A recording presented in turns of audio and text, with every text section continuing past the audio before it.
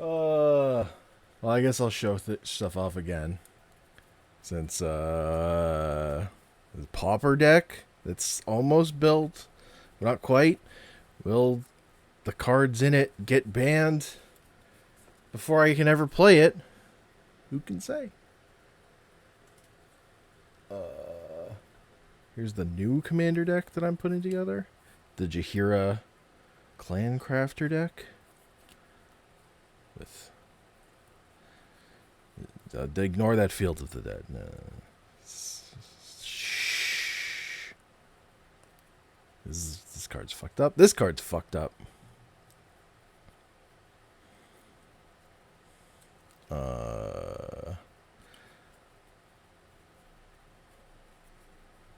But killer service though. You know, Oko, Uro, it's good, fair. I'm not a toxic player at all.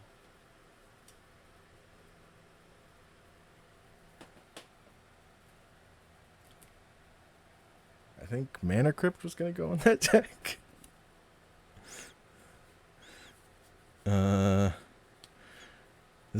This is the old deck. My Lantern control deck. So I play all the Lantern cards that existed at the time. But yeah, look at these forests. Just good quality forests. Yeah. Just playing Necrotic Sliver for value. It's a creature that lets you destroy another creature. Or permanent. Permanent? Permanent. Destroy target permanent. Including lands. You know, because that's what we're about. Glacial Chasm. Kamal, so I can turn your lands into creatures so that they die. Gilded Drake. From when I was a child and opened it in a pack.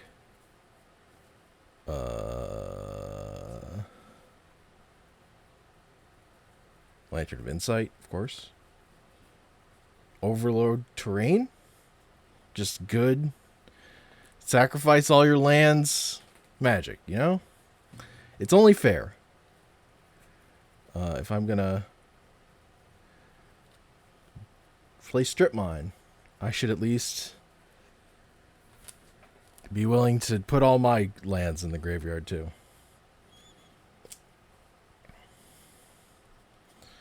The important thing is that this deck wasn't actually good.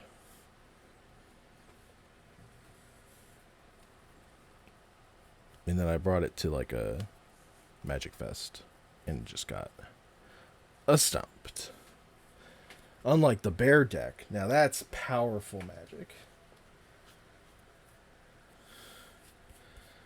That deck went up against a pod at a GP and fucking smoked everyone. I just killed them one after another.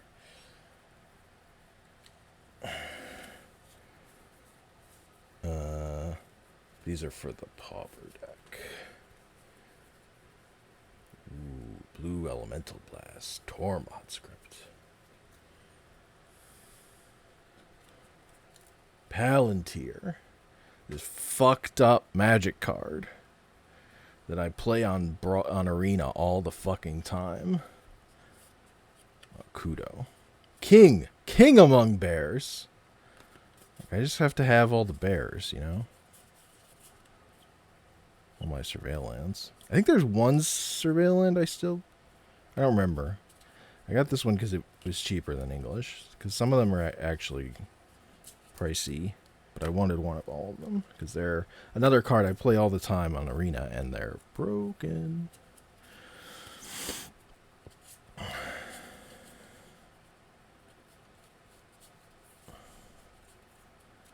Just gotta have all the bears, man. I need to own all the bears. This card's fucked up. This card's fucked up. Fury? Fury? Reprieve?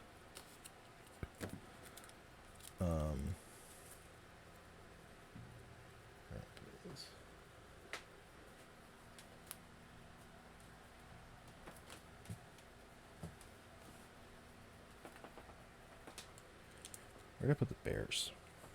I don't know where the bears are. This is other pauper cards, this stack.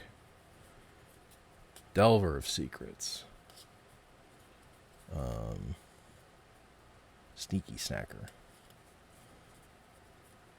Ponder. Mental Note. Lorien Revealed. Snow-Covered Islands. Preordain. Pauper cards. Poverty.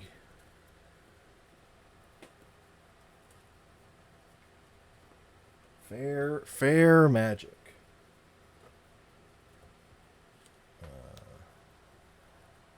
These are Bloomborough cards.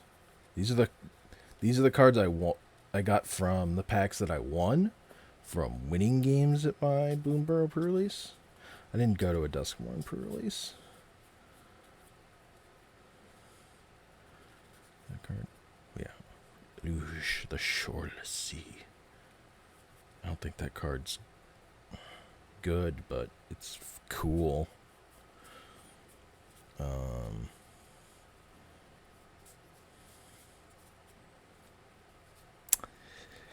This card makes me want to build Naya tokens. But I'm just building Simic tokens. They're 2 tokens. They like all the like junk and food things. It's like the most fun things to build in modern Magic, I feel like, because they're just always printing stuff for that currently. They gotta stop. Map tokens, that's too much. They've gone too far.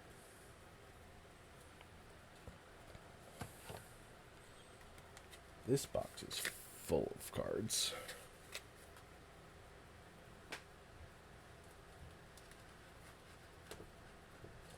I need to organize my cards so badly.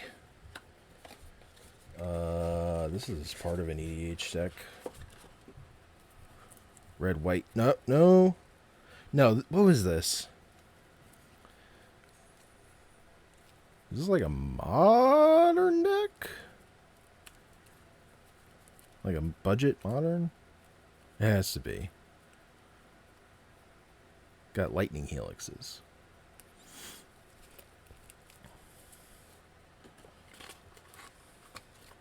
But partially built. And then shit happened, or whatever. This one? Yes. Arid Mesas. And Sacred Foundries. And Inspiring Vantages. And Sunbaked Canyons.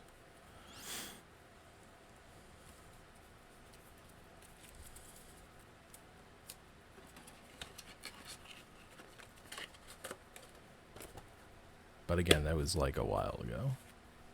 So I think the metagame has made that deck less viable than it was in like the moment that I was like, oh, I can build that. I could do that. Boros. Now I think it has... I feel like Gruul is better currently. But... Oh, Boros Energy, sure. Sure, yeah. Boros Energy kind of fucking negates all those cards. Fucking fuck. But here's the piece de resistance. Which is why we need this.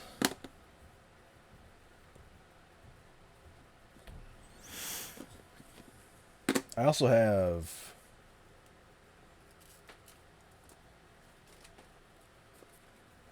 bonus. 2 secret layers I still haven't opened. That'll be at the end.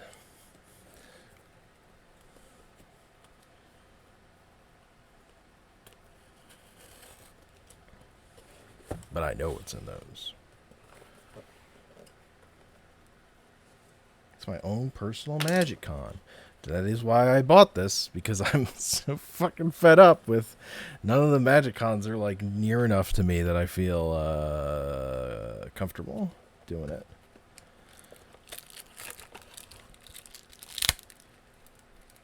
So I was like, well, I'm not fucking gonna go. That shit seems cool.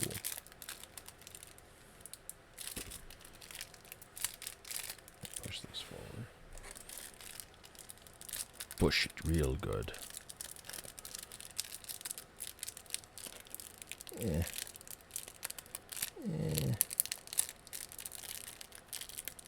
Nope, can't. Try not to bend the fucking cards in this tiny pack.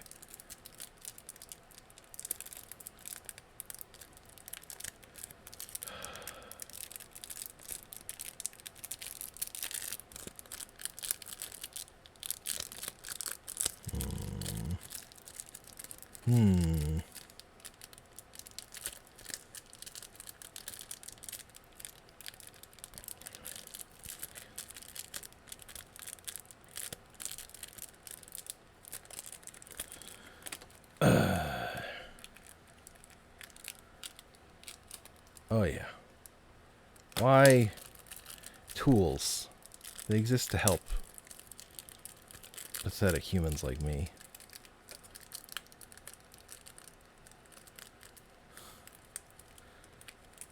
I have now. I used the knife.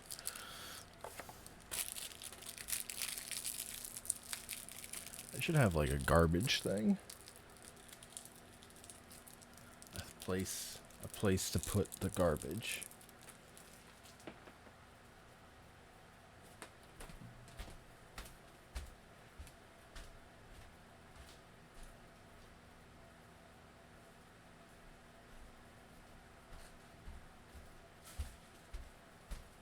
Hey, I'm an adult. I can grab the trash bin out of the bathroom. Easy. Alright, let's look at these fucking fancy cards before we get into the real meat of the stuff. Ponder. Got a Ponder. Play that in Pauper or whatever. The Swords to Plowshares. Nadu is giving up his life of crime. Planes. And Convention Morrow. Whenever you cast a spell, at choice A, create a green elemental token named Morrow with this creature's power and toughness to reach equal to the number of choice B. So you create your deck, choose A and B. A1 is an elemental, A2 has a watermark or landscape orientation, A3 targets a creature you control. What? B1 cards. Okay. Okay. B cards in your hand, card types among cards in your graveyard, artists among non-land, non-token permanents you control.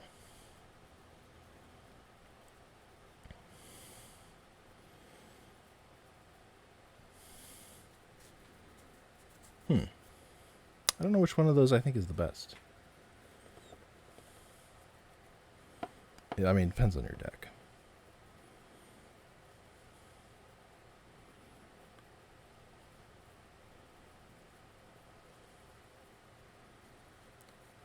Obviously. I like the swords. I like this Ponder. This Lotus Plains is kind of whatever.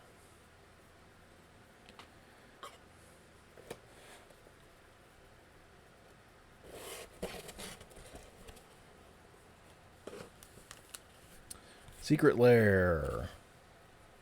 We'll open it with the other secret lairs. Get out of here. And hang out with fucking Fibblethip.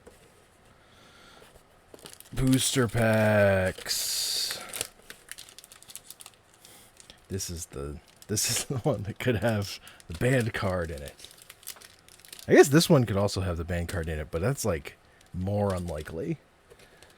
It's unlikely the banned card's in here too. But, like, the Mana Crypt being here is, like, really fucking unlikely.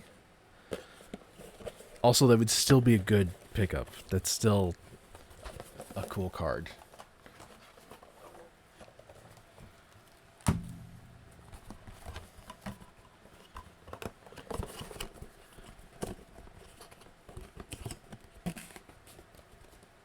That's my 2 cents. Mana Crypt's just a cooler card than Jeweled Lotus because it's older. It's fucked up, but you know, just it's just true. It's truth. All right, we gotta build suspense a little bit, but we're gonna do these first. This pack is very loose. It's just like a lot of air in this booster pack. Wilds of Eldraine.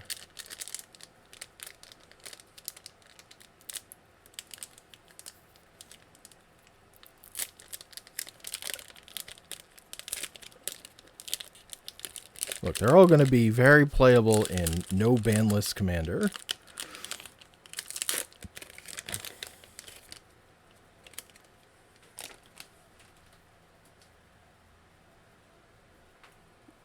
We got...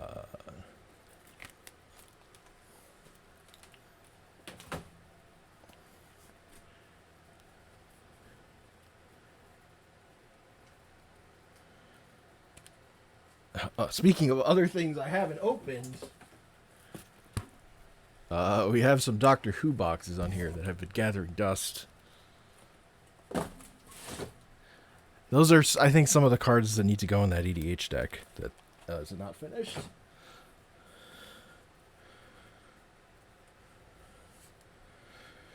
Realm Scorcher Hellkite. Bargain card for a 4/6, 6 mana. Flying Haste.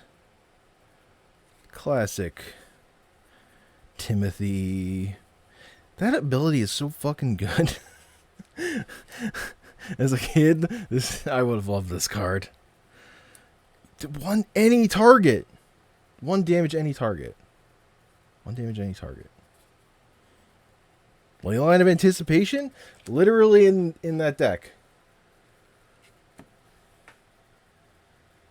The old one. Yeah. Huh? See?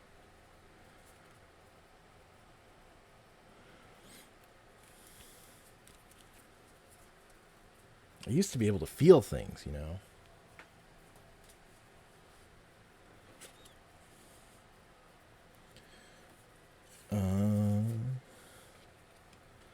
Mosswood Dread Knight. This card's just sick. This is a cool art for it. But if you're playing green and black in Gladiator... What, Leyline of Anticipation? Yeah, it's fucking... I mean, if you're playing it...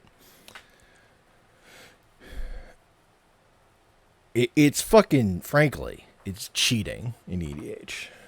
Cheating. So... You know... There you go, Tang.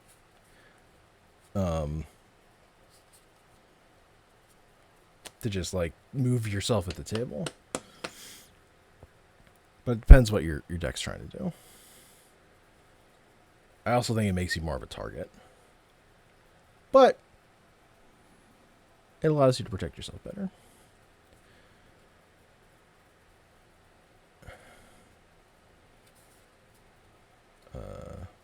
I don't know why my brain wants me to keep these cards in the same order that I opened them in, but it does. Giant Inheritance. I've never seen this card in my life. Maybe I have. Monster Roll. +5/+5. When it attacks, create a monster roll. I think that gives it trample. Not that this fucking card would tell me. Let's put into a graveyard from battle, return to understand. But it's 5 mana. Poop. This card. I've been playing this card. Not really in Gladiator. I think I tried it in one deck. I was playing it in the in Explorer, I was playing the Tree of Perdition combo, where you use Agatha's Soul Cauldron to remove Tree of Perdition from your graveyard and give one of your small creatures the ability to trade their toughness with your opponent's life. So you put your opponent to like... Yeah, monster roll is +1/+1 trample. So like this is good because you can use it to discard and draw a card to get your Tree of Perdition in the graveyard, or you can get a treasure token, or you could do the Wicked Roll if you're like doing beatdowns and about to win. Flexible card. Grasp of Fate.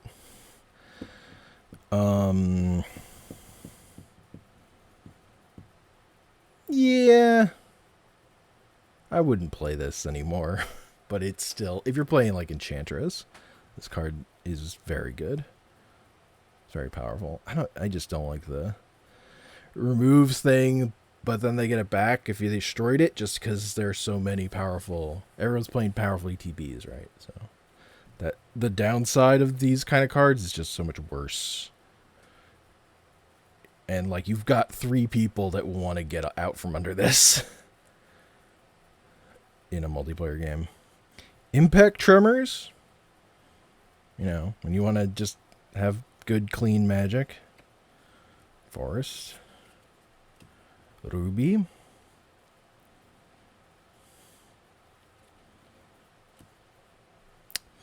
I just realized how they collated this backwards, so now I care less about these uncommons that I've like never played because I didn't play Standard or Limited for this set.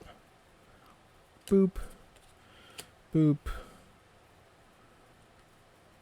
Oh, the Warehouse Tabby, though. Okay. So, you know.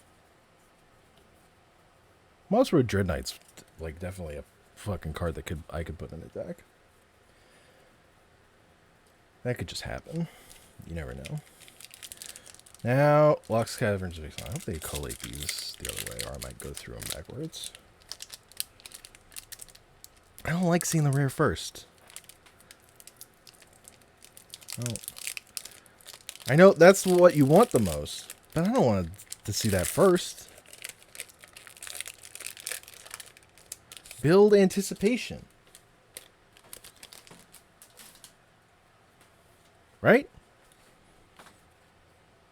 Yeah, see? Token is in the back. Where it fucking belongs. Hunter's Blowgun. Your creature has Death Touch as long as it's your turn. Otherwise, it has Reach. Equip 2.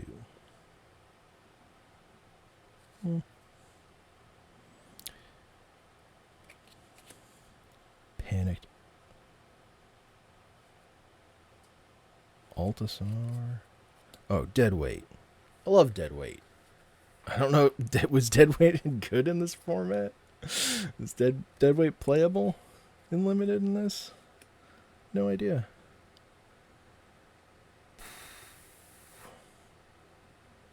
Promising Vein.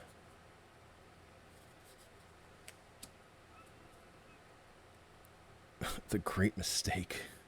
This should be fucking Nadu's tagline.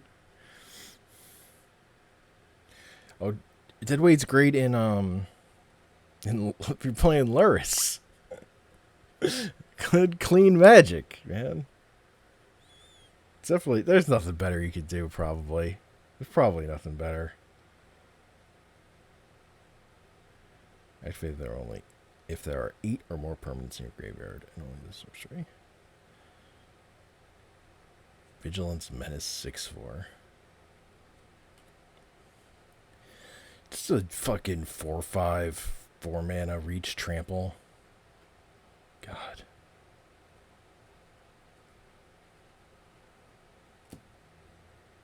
Okay, look. Most 1-drops don't have 4 toughness. 3 toughness! Yeah, that's Tameo, and so it's like, you know, not what you want. You don't want to not be able to kill a Tameo. Oh, this island is fucking nice though. That's a sweet island. I don't usually get on about lands anymore. I like the old lands. But that's a cool island.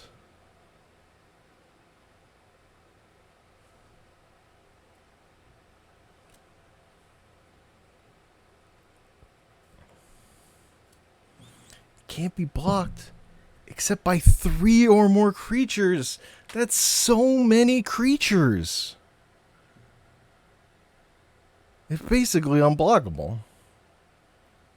5 mana, 4/5? Unblockable?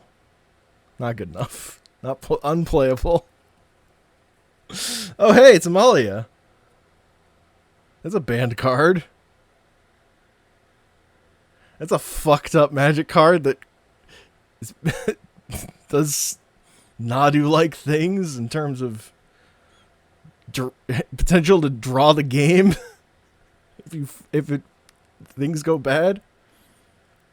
Hell yeah. Like, obviously it's not as good as Nadu. You need the Wild Growth Walker. I was playing that deck for a bit before they got banned on Arena. It's a good time. Just good fun. Just having 2020 that destroys all of their creatures. You know. I love this card. This card I love. It enters the battlefield to get a gnome with a power toughness equal to the number of artifacts and creatures. They did give us wild cards, yes. And then this just so you get this token that's unreal. It's like it's the best construct you've ever fucking seen in your life. And then this just sits around, and if you can tap 5 untapped artifacts and or creatures, you turn this into a land that whenever you cast an artifact or a creature with it, you get another one of those tokens. So you flip this, you fucking run away with the game. This card's so powerful. It's still a 4 mana card, which is like the edge of playable in Gladiator, basically. You know, obvious exceptions, but like for an aggro deck. So it gets cut a lot, but it's because I'm not playing any dedicated artifact deck, which I think where like you can really pop off with this. Because I just don't think there's a good enough one currently on that client. But this card's sick. I would love playing this in an artifact white commander deck.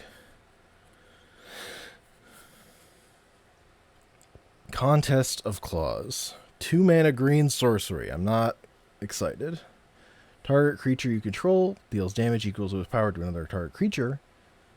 If excess damage was dealt this way, discover X, where X is that XX damage. That's actually kind of sick. Discover is very good. I hate fight spells, but this is a good fight spell. Well, except it's a sorcery. You can get instant ones. It does do damage instead of actually fighting, which is also better, even though what you want are fight cards for fight synergies if you're building the deck, but then they realized, oh, that's not that good. It's much better if you just deal the damage outright. Like either way, you're fucking hamstrung by trying to cast a removal spell that requires you to have a big fucking creature. Pakal, first among equals. Beginning of each player's end step, if an artifact entered the battlefield under your control this turn, look at the top 2 cards of your library, put one of your hand in the other grid. 1/5.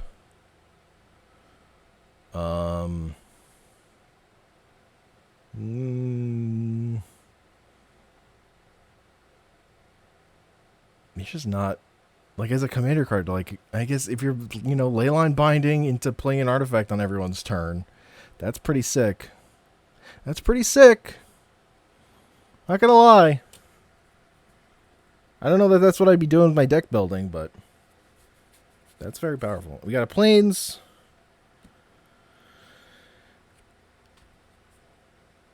We did not get a mana crypt. But we did get your favorite, Ace. We got a fish. We got a merfolk. A merfolk scout. X and a green for a Jade Light Spelunker. Enters the battlefield, explores X time. So in my green-blue timeless merfolk deck, that thing just didn't quite have enough 1-drops. So, or 2-drops, whatever. So I played a couple of these, and they are just not very good. Like, if I had anything better that was a merfolk, I would play it instead. But, you know, if you're flooded, at least it's something to do. It's something. You have an X to dump into. But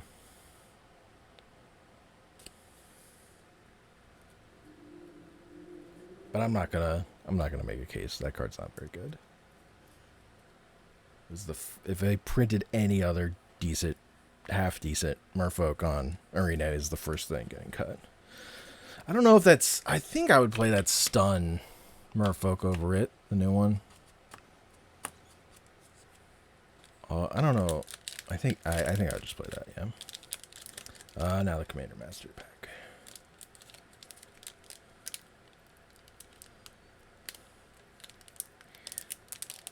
You can't say that. That's a Dalkin fish is a real thing. Can't insult with Dalkins like that.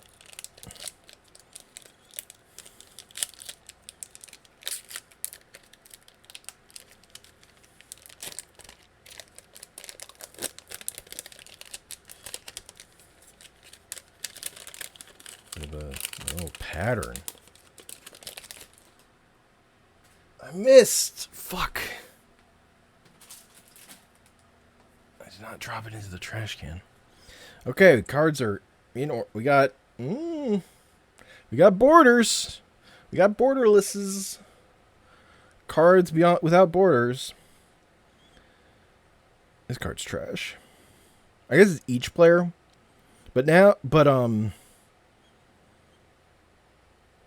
So in Commander, you would play this probably over but they printed a 2-mana one,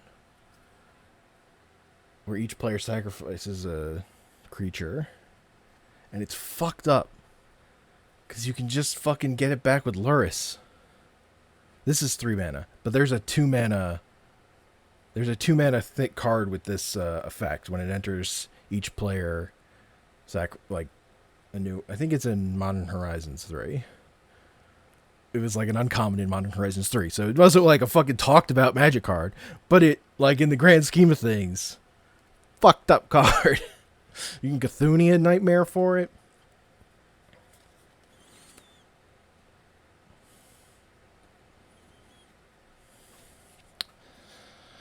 This was a popper card for a while, right? Because it's like a way to get Monarch removal and getting the Monarch. That's fucking broken. That's nothing. Faithless Looting. This card's fucking busted. Not my favorite Faithless Looting art. Hero's Blade. Judith. I played a lot of Judith when she was like in Standard. I was building some deck and I was looking at her. I don't remember what. And I think I cut her.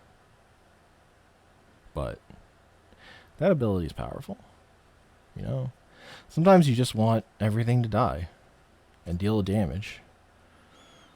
Forest? Rebecca Guay. Forest? That's sick. That's sick.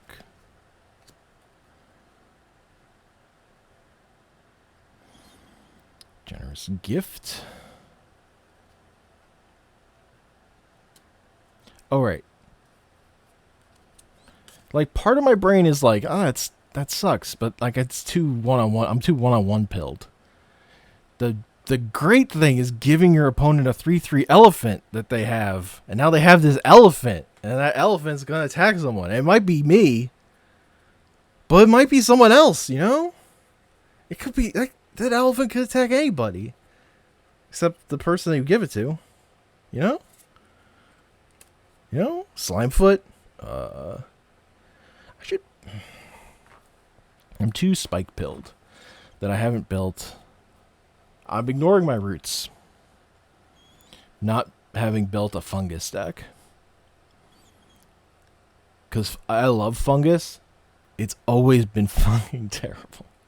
Except in this, I think in this, no, not this set. It was regular Dominaria.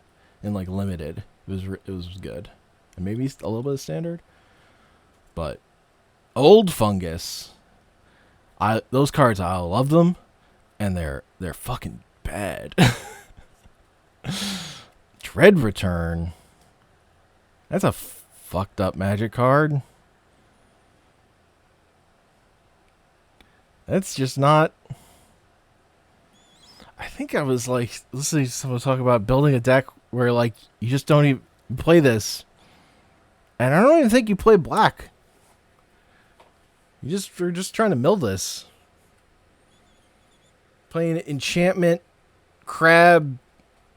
Yeah, it was the North 100 guys. They're talking about this enchantment deck where you use the crabs to mill yourself, and then you could just like put Dread Return in your deck, and maybe not even like ever have. Oh, Crater Hoof. I don't even have a Crater Hoof. This is a sick pull. The problem. Okay, my only problem with this foil Crater Hoof is I should sell this because what I want is the child art Crater Hoof line drawing. That's the one I want. That's the one I go on TCG Player and I look at him like I should own that card. But if I were ever going to sell a Magic card, which I've never done, find a way to trade this in for that, but that's sick. Now I just have Crater Hoof. I never have to worry about owning Crater Hoof again. That card can do whatever the fuck it wants. God, it spiked so hard during COVID. Just gross. Now I never have to think about it. It's just a thing I have. Balan, Wandering Knight. It has double strike as long as 2 or more equipment are attached to it. Attach all equipment you control to it. He's like a Dark Souls character. I can't tell that he's a cat knight at all.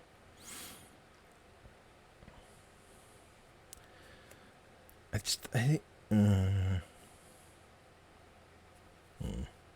thing is, I like the double strike deck, but you really just want all the 2-mana double strikers. I don't think you play this. Anything. Onaki Oathkeeper.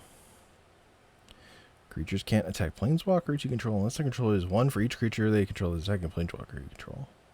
Exile from graveyard. Turn target planeswalker card from your. I guess this is like them trying to print a card to make planeswalkers playable in Commander. I don't think I would ever play this.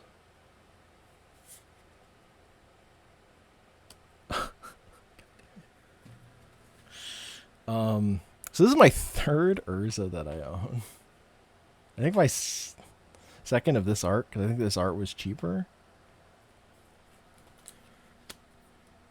Like a card was expensive, and then they reprinted it, and it actually got cheap because people got sick of it. That's a card that just people got sick of, and I just waited. I was like, yeah, y'all fucking hate this, yeah. Y'all hate this card one day. It won't be the new hotness that you all want to build.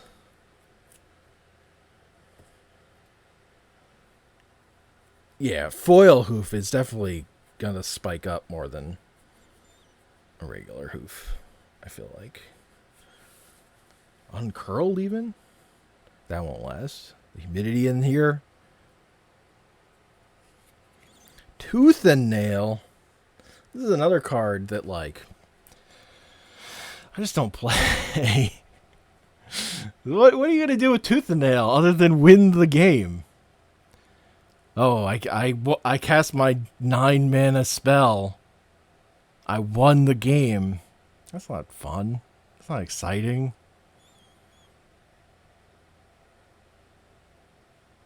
I don't know. I did the Timmy in my heart. My heart loves this card. But, you know, Defense of the Heart's 4 mana. So, what are we even doing? And we dodge the Jeweled Lotus. We hit the Crater Hoof. Dodge the Jeweled Lotus. So that's pretty good. Honestly, this, like, pays for a substantial amount of this whole fucking box. So I think I'm just a winner. Regardless. Again, if I were going to go sell it.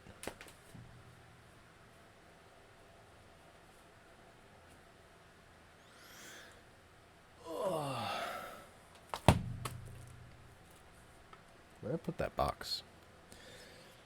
Do I have an empty box anywhere? No, all these boxes are full of cards. Here we go. Here's an unused Warhammer deck box. Because these are bad deck boxes, but I will put cards in them. In lieu of actually organizing literally anything. Just put all my cards in random boxes and then figure it out later. Half remember where everything is. Isn't that how you manage your collection?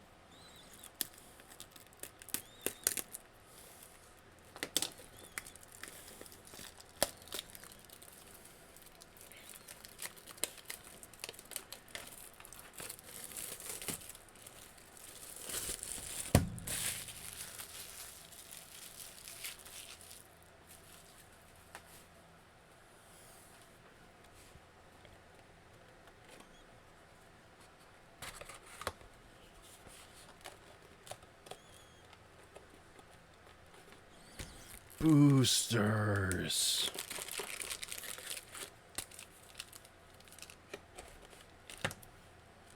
I can't.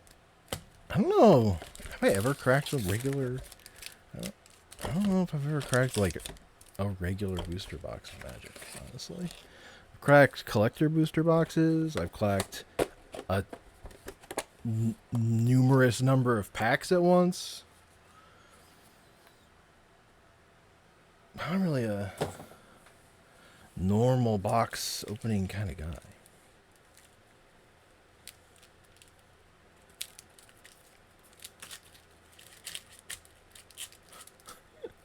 Giving it to your buddy every time. See, I'm the person, I have inherited multiple friends' collections.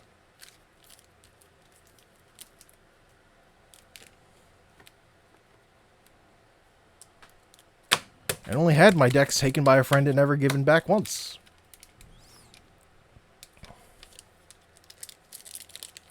But I don't forget. I remember.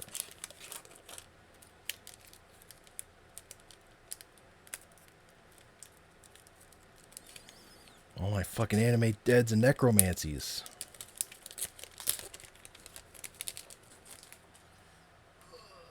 Those cards used to be cheap. Now fucking necromancy is expensive. God damn it. God damn it. Flicker Wisp. Solid card. Love Flicker decks. My true love is blue-white Flicker. I played that deck so much on MTGO. Ninja. The Tome Reader. Terrible. Joke. Oh, hell yeah. Now that's art. That's some art right there. If opponent controls a forest and you control a swamp, you may play it without playing its mana cost. Free card. Free. God, Masks power level was so fucking low. Olivia's Bloodsworn. Olivia needs the support right now. Nightmare. The internet is a living nightmare. Blade Sliver. Hell yeah. +1/+0 for 3 mana. When the green one that came out sets earlier for 2 mana was +1/+1. And I think the white one that came out in this time might have been +1/+1. Or that might have been Time Spiral. That might have been a little later. This is not a good sliver. I was buying packs though this time. This is me buying packs and like cracking dog shit Magic cards and looking at them going, these cards are not that good actually. I like them, but they're not very powerful. What do you mean? What do you mean? You can't argue with this one. 3 mana. It's a 3 mana 3/2.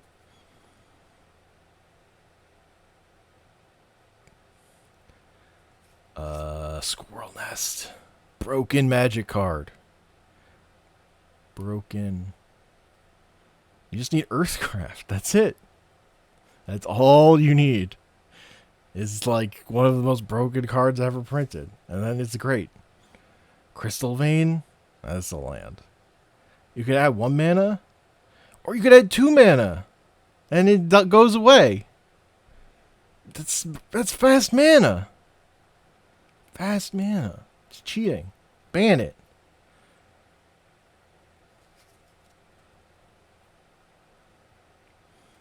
Oath of Nissa. Look at the top 3 cards. If there's a creature, land, or planeswalker, you can put in your hand.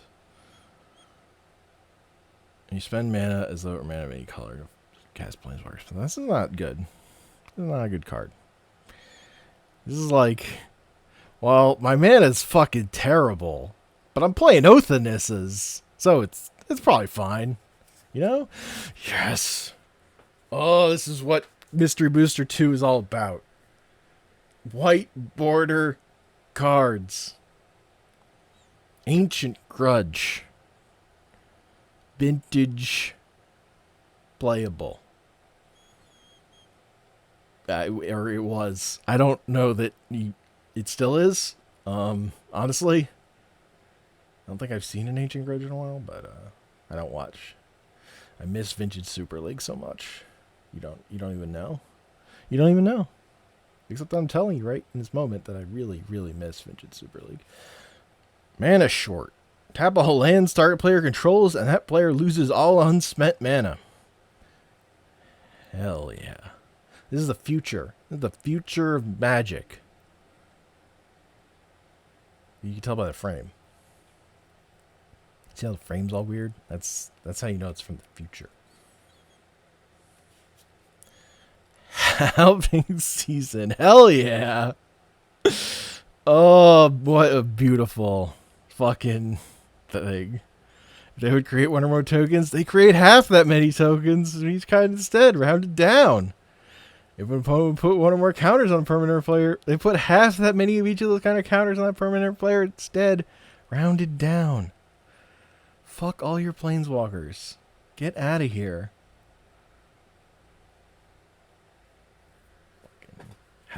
Having Season is fucking good. It's good. I like it.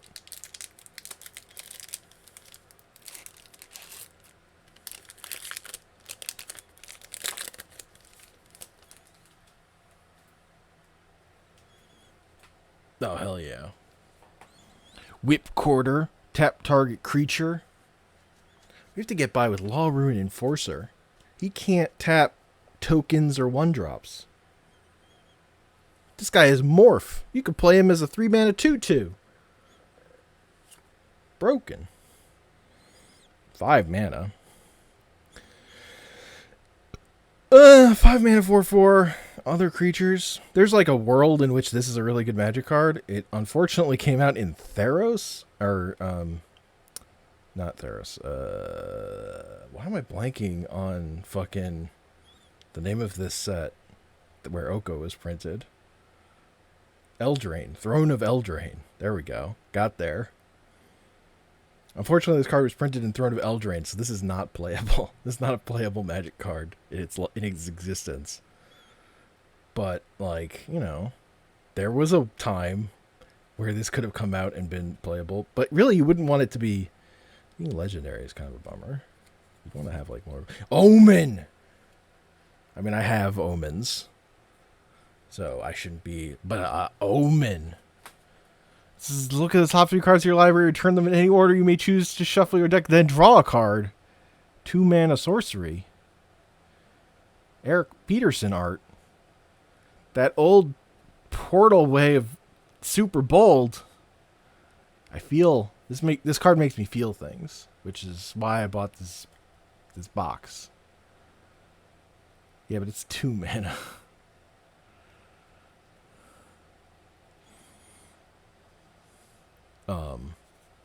Now, here's a sliver. Now, if you want a sliver that's going to say, actually, I just win the game, here's the sliver to do it. Hell yeah. Nope, preordain. It's too much. Conked out. Slivers can't be blocked except by slivers. So unless you're up against another sliver deck, and the sliver mirror, you're just unblockable. Just attack in and fucking clear that board stall. Easy peasy. Here's a card that was never playable, but it's Rebecca Guayhart, so it's very beautiful. It's nice to look at.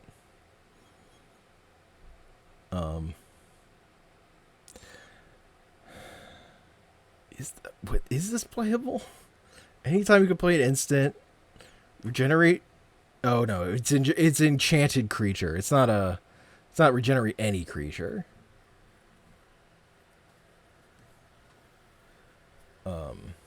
Yeah, this card's unplayable, but it's very pretty.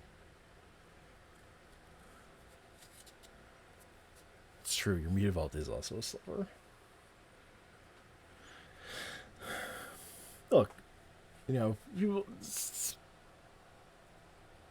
Necropotence, Unreal Magic card, but this is an uncommon. I know it's 5 mana and it's an instant instead of but you could do this at the end of your opponent's turn. Fill your hand up. That's pretty sick. In fact, this is kind of fucked up card. Like it's kind of too much mana, but instant. Oh, play only during your end step. I should have. No. Yeah. There. Now we're playing Magic: The Gathering. Instant, but when can you play it? Only at certain times. You must stay within the designated Necrologia zone. It's not. You don't have a permit to cast this on your opponent's turn. No.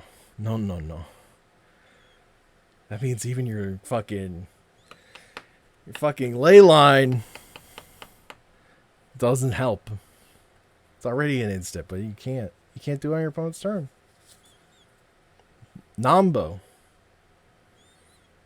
Outmaneuver. X target blocked creatures deal combat damage to defending player instead of to blocking creatures this turn. X target blocked creatures deal combat damage to defending player. Okay. That's a weird way of making your things unblocked, but they still all die.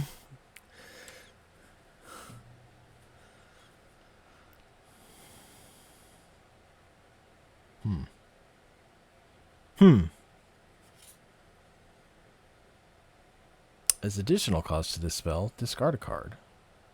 Draw 2 cards. That's 3 mana is too much for that effect. But it has flashback. But 4 mana is especially too much for that effect. Hold on.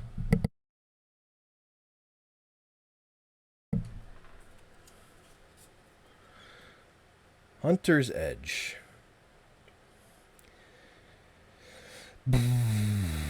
This could really get someone in limited. 1/1 counter target creature deals damage equals power to target creature control. 4 mana. Sorcery. It's not a combat trick. I lied. My words were false. That's bad. That's not good. Gaia's Anthem. This is a white card. Can't give green white cards. I mean, it's worse than Crusade, but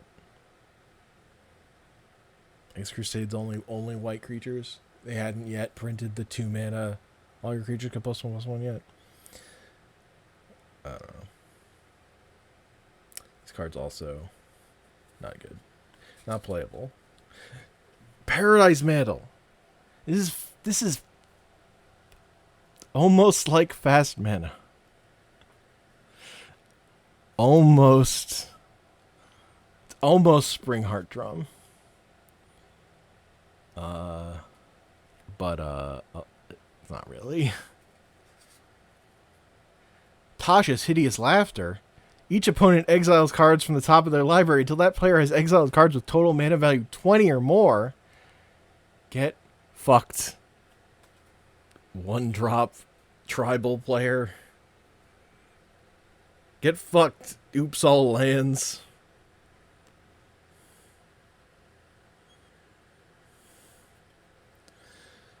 What do we got? Oh, I spoiled it.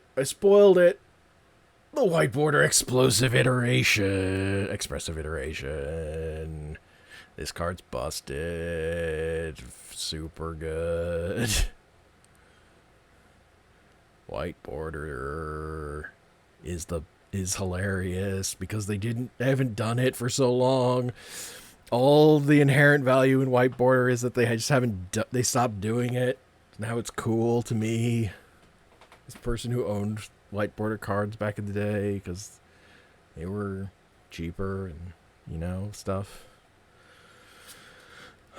Future Sight Mind Twist. This card's fucked up. This is an okay Magic card. What? This is the future of Magic. You're not playing Magic anymore. Have fun. Flipping a die about if you draw a card that's worth playing. You ain't got no hand. A Heart of a Duelist. Let's go. The Yu-Gi-Oh card. You draw cards from anywhere in your library. You don't get to look at them or reorder them while doing so. When it enters the battlefield, draw a card. Hell yeah. Fucking...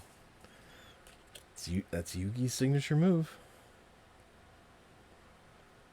Fucking cheating. It's the Pharaohs. The Pharaoh and Yugi are different people.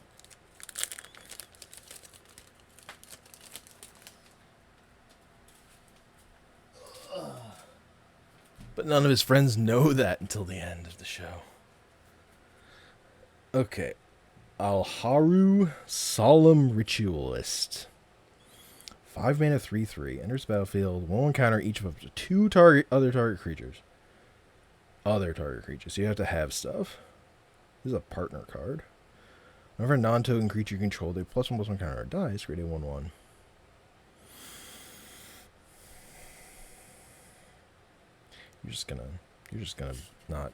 You're not gonna build this. Someone might have built this. You're not gonna build this. This card rolls. It's white Fog Frog Why can't I remember Fog Frog's actual name? Yes, Ace. The final duel of Yu-Gi-Oh! Is Yugi Spore Frog. Thank you. The final duel of Yu-Gi-Oh! Is Yugi versus the Pharaoh. We're rooting for Yugi, so it's revealed. They talk about how the Pharaoh uses his Pharaoh powers to stack his deck, so he draws exactly the card he wants every time. That's how that show ends.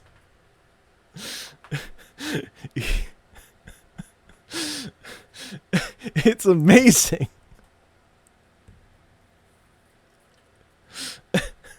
He's just been a fucking cheater this whole time. And you're like explicitly admit it. Oh, it's so good. He's like being all mean and evil because, rooted for Yugi now. Yes. He just had, that was the heart of the cards. It was literally cheating. It was literally, he was using his fate altering powers to alter fate. And move the cards he needed to the top of his deck. He literally had magic powers. Because he's a magic pharaoh from ancient Egypt. Mike seems to be peaking a lot. I hope it's okay. There's a saga card. Yeah, I don't actually like the last season that much because there aren't any card games in it until then. Like I think there's one. I think he fights Bakura. He fights Bakura at the beginning. Then it's just all ancient Egypt stuff, which is boring as hell to me. And then it just has like the greatest fucking card game in the world at the end, and I pop off so hard because it's admitting the Pharaoh cheated the whole time. Yeah, it's like season 1, maybe? Well, season 1 of the part of the series that's card games. Because technically there's like a whole part of Yu-Gi-Oh! That we didn't... That's like... Is like a different show, but was the same manga before they came up with the card game gimmick. Yeah, but everyone knows that everyone's standing around talking about how this is what he's doing. Like he is the most caught. They know exactly what he's doing, but Yugi has to beat him anyway. That's what it's about. It's about knowing your opponent's cheating, exactly how they're cheating, and winning anyway.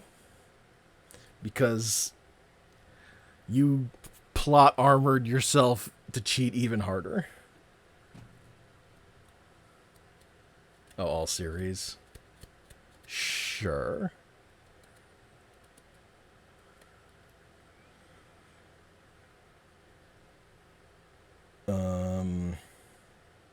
I just like this card because it's an Urza Saga card, and thus it's better than other cards.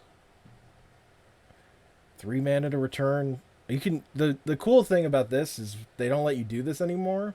You can return your opponent's land to their hand with this.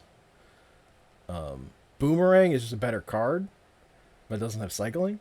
But this effect is now too good to print. They don't print that anymore. Draw 4 cards, then choose X cards from your hand and discard the rest from it.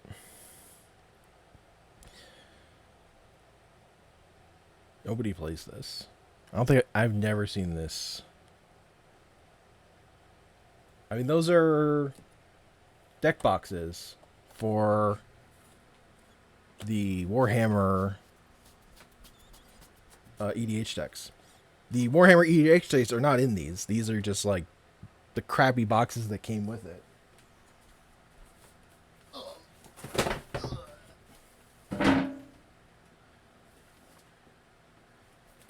My actual Warhammer decks are in this. They're all sleeved up. Ready to fucking go.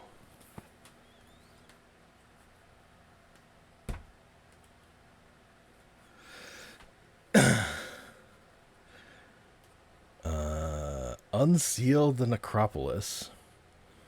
Each player builds 3 cards. Then you return up to 2 target creature cards from your graveyard to your hand. No one plays this card. I mean, I guess unlimited. I wonder if this made is limited decks. Oh, hell yeah, portal card. Well, I did like 4 full streams sleeving literally all those decks. Me sleeving and going through every card in those decks and sleeving them is on YouTube. Swarm of Rats. Power equal to the number of rat cards you have in play. This includes both tapped and untapped rats. That reminder text is beautiful. I love the little sword and shield. The little sword and shield. For its attack and its defense. Because this is a beginner set. Beginner, so they put the text in bold. So you can fucking read it. Child. Fiery Impulse. You know. Creature burn spell.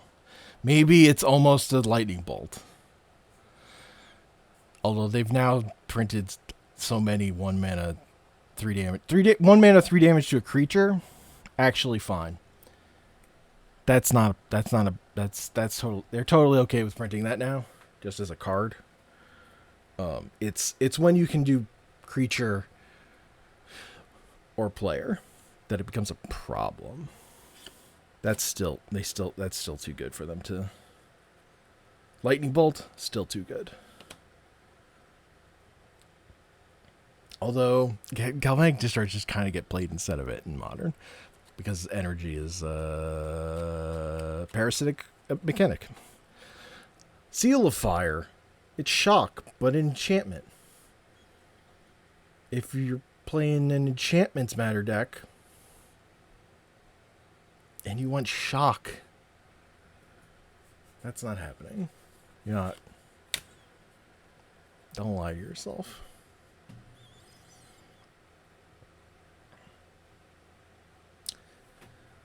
It's still probably... Because the thing is, well, that card's an instant, though. There's like a 2-mana enchantment that does 2 damage. And sits around. You can sack it to Scry. That's 2 mana for 2 damage, but it does have flash, I think. I'm just thinking if this card is too good for Modern Magic. The answer is no. They could reprint this. They're not going to. But they probably could. It'd be fine. Dreampod Druid. If it's enchanted, that's terrible. What a bad card. Oh, Wall of Mulch. It's an 0/4 wall. You could sack any wall and draw a card. Any wall.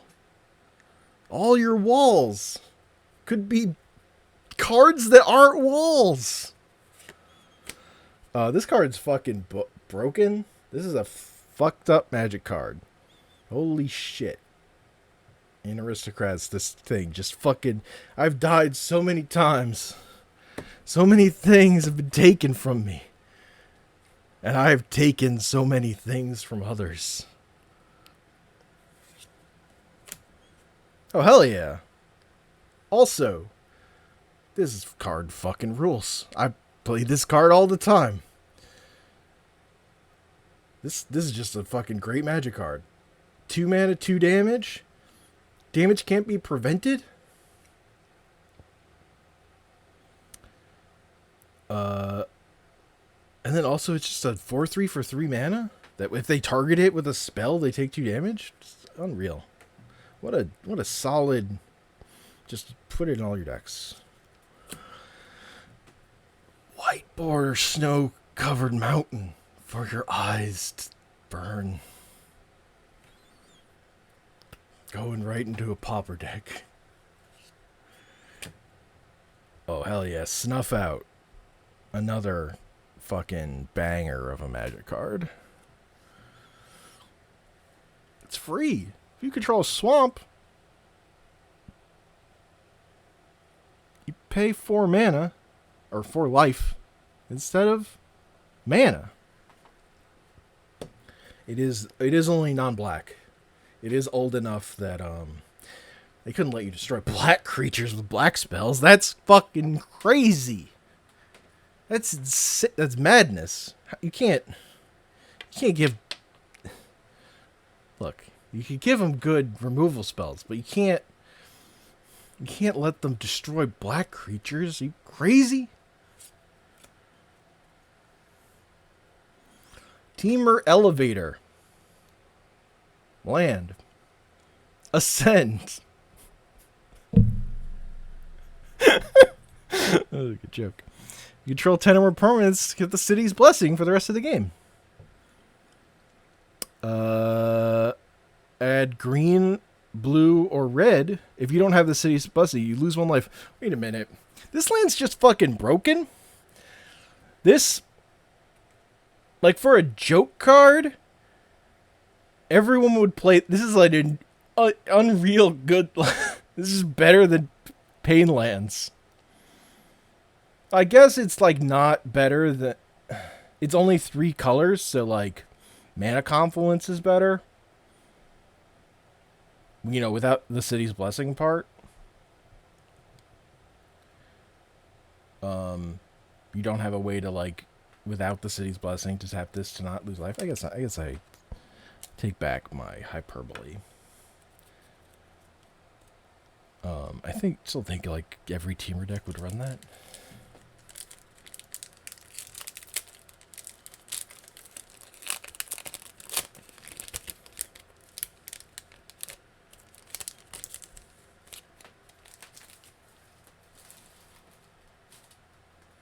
For a joke that felt too much like a card that's just gonna fucking exist one day. We're just gonna eventually be there. 1/1 counter on each creature you control. It's a sorcery, so it sucks.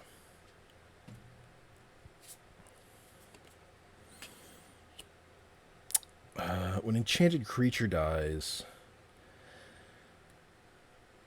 So they've started templating this, I think.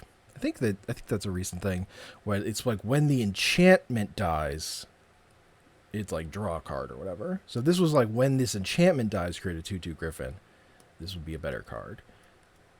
It's still either way unplayable garbage.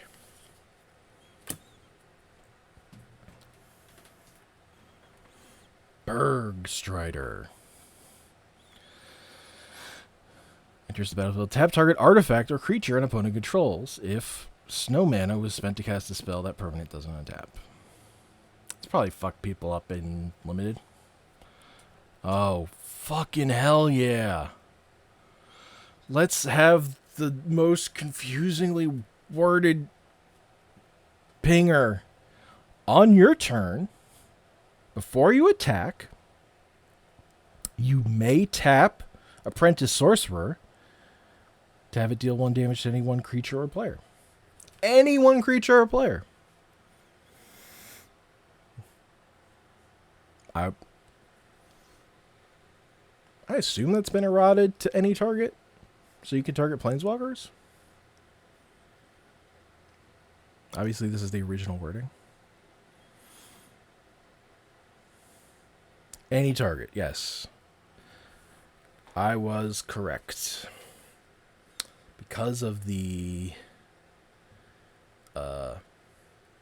Planeswalkers used to operate under the replacement effect, where you wouldn't target them to deal damage to them. You would target the player that owned them or controlled them, and then redirect. You had the option to redirect it to the Planeswalker. For some reason, that was how the rules worked. I think mostly because of cards. They wanted cards like this to work. And then eventually they were like, "That's dumb. Just target them and change the rules on every fucking damage card. Fucking all of them. You're all wrong." Oh, I'm talking too much. I need to get a drink. I'll be right back. My throat is getting hoarse.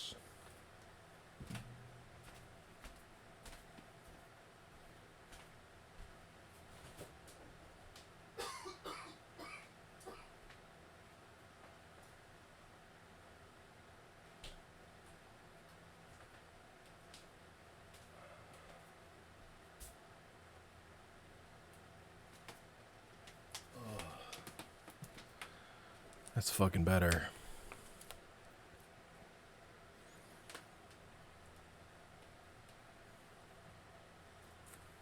Water. Fucking, it's magic. Oh no, this is magic. Shoreline Salvager. When it deals combat damage to a player, if you control an island, you get to draw a card. If you put fucking islands in your deck, well, you let your 4-mana 3/3 draw you a card. You better fucking play an island, motherfucker.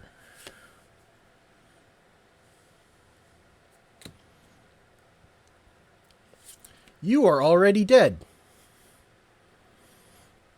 Destroy target creature that was dealt damage this turn, draw a card.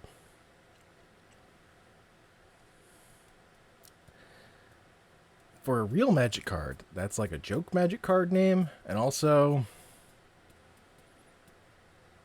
oh, it's such a good title for a card that's only going to see play in limited. I don't know. It's appropriate, though. Lunar Frenzy. Target creature you control gets +X/+O until end of turn. It gains first strike and trampled. Ooh. The problem is, the rate's bad.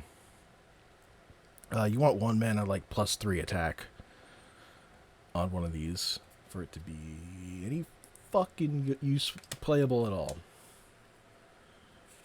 Blaze it up! Blaze it up! Blaze it up! It's a fucking fireball. X damage to any one creature or player. Fire never dies alone. This is just a perfect magic card. No fucking notes. You did it. 10 out of 10. That's a magic card. Abzan Beastmaster. At the beginning of your upkeep, draw a card if you control the creature with the greatest toughness or tied for the greatest toughness when you're playing a 3-mana 2/1. I presume this card was garbage, but I didn't play that set. Seems like garbage. Monstrous growth. Yo, this art. Art, though. With that big cat. And that horse just coming in from the corner going, yo, that cat's fucking huge. Some cats are born fighters. Others need a little persuading. This is classic Dan Frazier art right here. This is great. This is a great portal card. Nomad Outpost. Once upon a time, you would consider playing these lands. The time has passed. Dragon Lair Spider. Whenever an opponent casts a spell, create a 1/1 green insect creature token.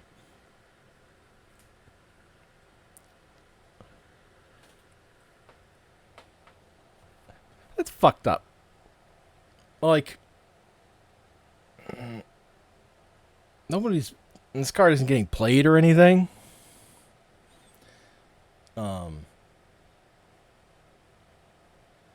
doesn't that just, like, what if instead of a heuristic study checking, you just made a 1/1 every time? I guess it's not. Oh, oh, baby. We got a vintage playable card. It's White Border Collector. Oof. Hosing all my beloved artifact strategies. Turning off all your expensive Moxen. Jeweled Lotus. Mana Crypt. Get fucked. People just need to play more collector roofs.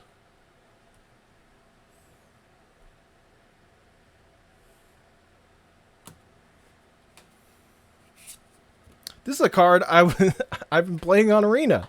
Goblin Charbelcher. Charbelcher decks are fucking great. They're so good. They're so fun right now because you just get to play all the spells that are lands. Also, this card's from the future. Future frame. Steven Tappan art in this frame is fucking hilarious. This is what a good thing. And now we got the Creepy Crawler. The playtest card. Whenever Creepy Crawler deals combat damage to a player who is afraid of you, that player discards a card and you draw a card. But the important thing is that we have a definition for what being afraid of you is. In case you were wondering what it meant for another human being to be afraid of you, it's an opponent is afraid of you if a horror, nightmare, enchantment, or face-down creature you control enters the battlefield or attacked them this turn. Now you know. Now you know what it means to be afraid. It's because your bookcase attacked you. That's well, unless it was an artifact bookcase. If it was an enchantment bookcase, you're afraid. If it was an artifact bookcase, that's fine. No worries.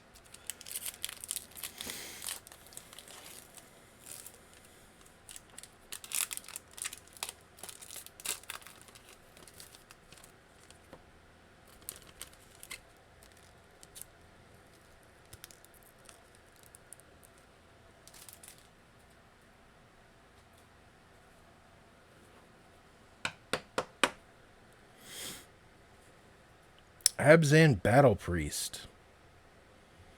Each creature you control, the +1/+1 kind of has lifelink. That is the only part of this card that has ever made it playable. 7 mana Giant Monk. Search your library for an aura. And put it onto the battlefield attached.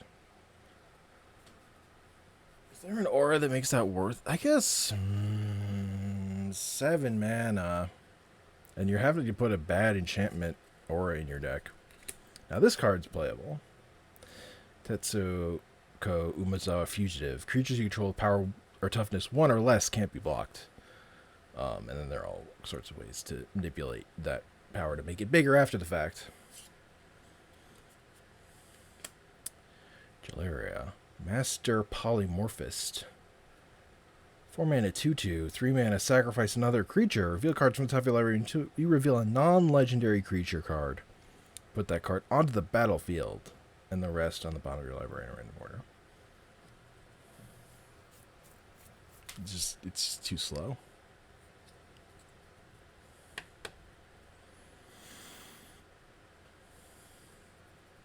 Yeah, Magic card used to be worse.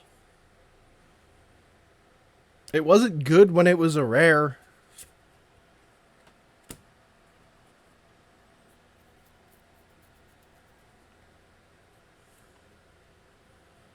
Bad rate.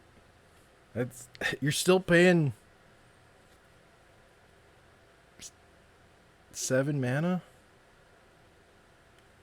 over 2 turns. It has to live.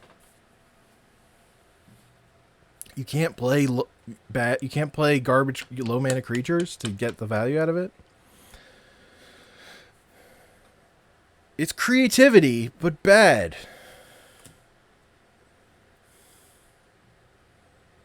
What if you could just pay 4 mana and do this effect? Like Polymorph existed before this. This card is a reference to a 4 mana sorcery that just does this. I don't think that card was a rare. Why was this a rare?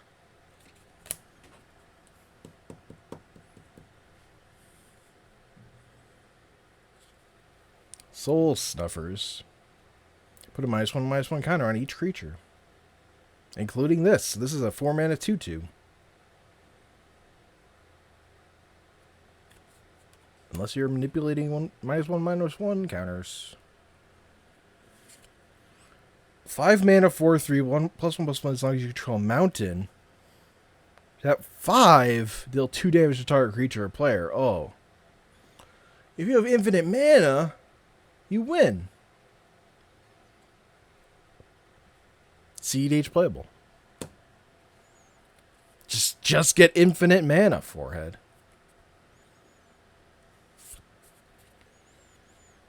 Rupture. Sacrifice a creature. Rupture deals damage equal to that creature's power to each creature without flying, and each player. What if you could fling yourself too? That's a good way to. This is like you're building your deck to draw.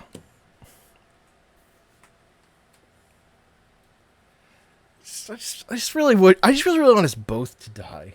If we could just both die together, that would be great. Oh, Price of Progress. Deals 2 damage to each player for each non-basic land he or she controls. 2 mana instant. This just fucking kills people. They just fucking die.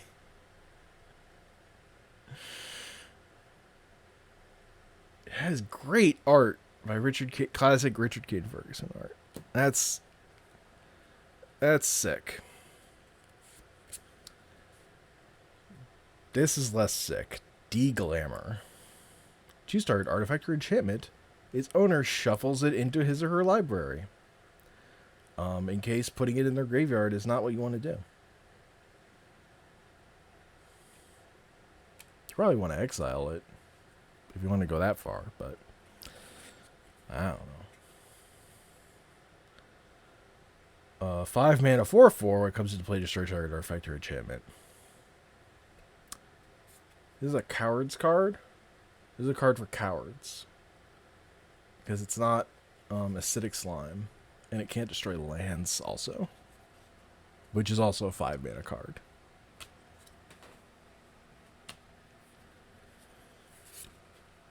Viridian Longbow. Make any creature into a pinger. It's an equipment.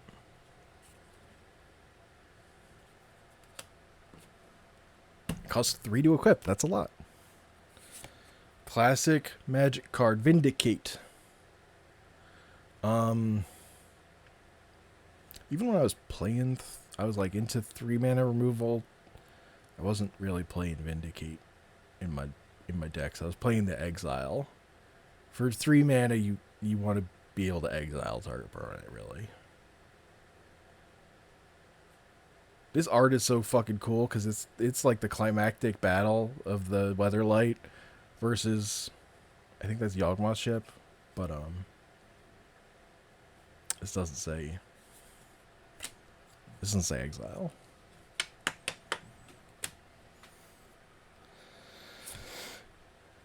We got a white border card. It's another banger. Playable Magic card. Mystical Dispute. For when you're in your control mirrors. It's just a thing that happens. And this card's good in those situations.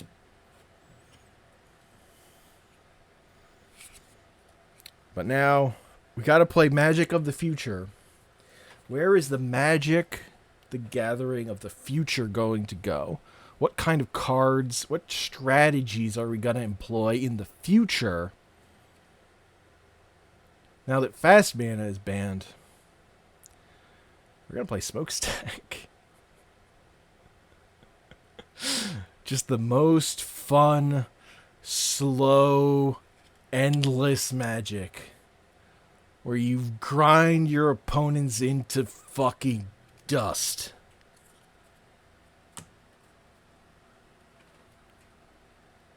You wanted slow magic. Blurry Visionary.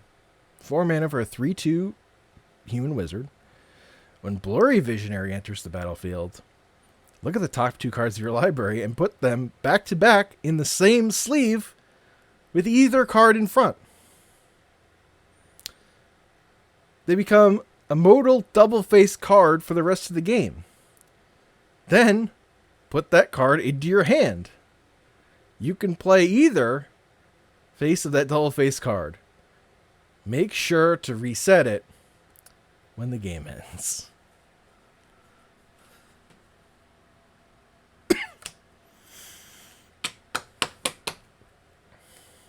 What a complicated way to look at 2 cards and pick one of them. But it changes the cardboard. You know, you could fucking bounce it. You could put it from your graveyard back into your hand or whatever. It doesn't say which side is the front, right? Or it's just random, whatever, which one you happen to make the front. Yeah. Oh no, you get to pick. It's with either card in front. So somehow or some way, one of those cards ends up in the front.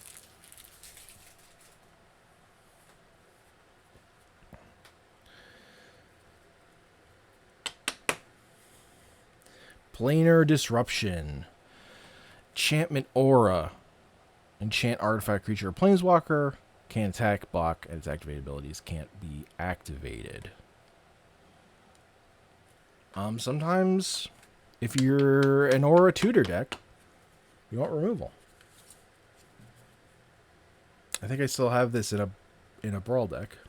My double strike deck. I don't usually tutor for this, but I could. Bugler. Bugler. The best part about Bugler is that you can find another Bugler.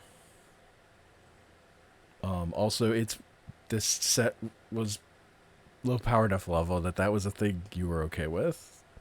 My 3 mana 2/3 can give me another 3 mana 2/3. Fuck yeah. Dominaria was good. Cold Water Snapper. 6 mana 4/5 hexproof. This is the kind of magic card they just don't give us anymore. Just a big dumb blue idiot.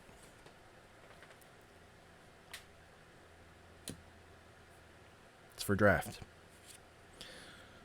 Oh, but this is the kind of big blue dumb idiot I can get behind. Killer Whale from Exodus. Hunger is like the sea, deep, endless, and unforgiving. It's a 5 mana 3/5. But you can tap a blue mana to give it flying until end of turn. You know, just one of the first magic cards that I played with. Like, this card looks sick. See how it looks like Venom? That I definitely didn't think of. I don't know that I thought about that at the time, but I definitely look at it now. I'm like, those are just Venom's eyes.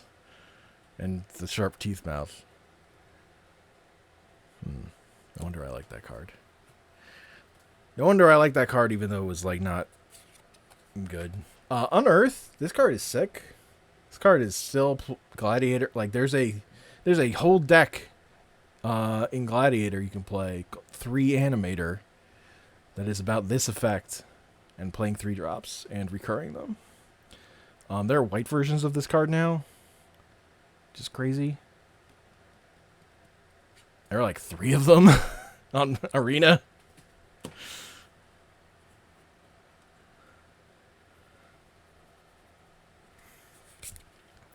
Withered Wretch. Remove target card in a graveyard from the game. Look, we didn't always have Scavenging Ooze, okay? Sometimes you had to play Withered Wretch. And you were happy to play Withered Wretch. Withered Witch was worth. It was a zombie. You played it in your zombie tribal deck. It was good. In that tribal deck, that was fun. It was good and fun. Crimson Fleet Commodore. I think this card is. I think this is Pauper playable.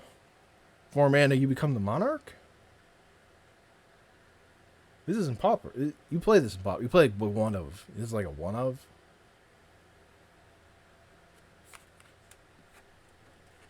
I think it's. I think I just like bought one of these. Pyre Heartwolf. When Pyre Heartwolf attacks, each creature you control can't be blocked this turn, except by 2 or more creatures. It has Undying. It's a 3 mana 1/1. That's not good. I guess it's each creature, but the rate on this card is so bad. For your fucking red aggro deck. Now this card used to be a fucking rare. And this card is just fucking better than other worms. This is a 7 mana 6/6 trample that when it dies, you get a 6/6 black worm token. It's 2 worms. It's 2. This is way better than Colossal Dreadmaw. It is 7 mana. It is a whole mana extra. Would I ever consider multi-streaming to YouTube as well? Yes. I think I did. But then I got distracted and then never set it up. But I know I was messing. My OBS was set up to stream to YouTube at some point, which I never did. And then I switched it back to Twitch. Because I was like, I don't care though. Venom Sprout Brachus. 7 mana 5/5. 2 mana tap, deals 5 damage to target attacking or blocking creature with flying. More for 5. Look at how much you can do with this card. You play it as a 3 mana 2/2. You could pay 5 mana to turn it into a 5/5. You could pay 7 mana to turn into a 5/5 and deal 5 damage to target attacking or blocking creature with flying. So many things. I need a drink.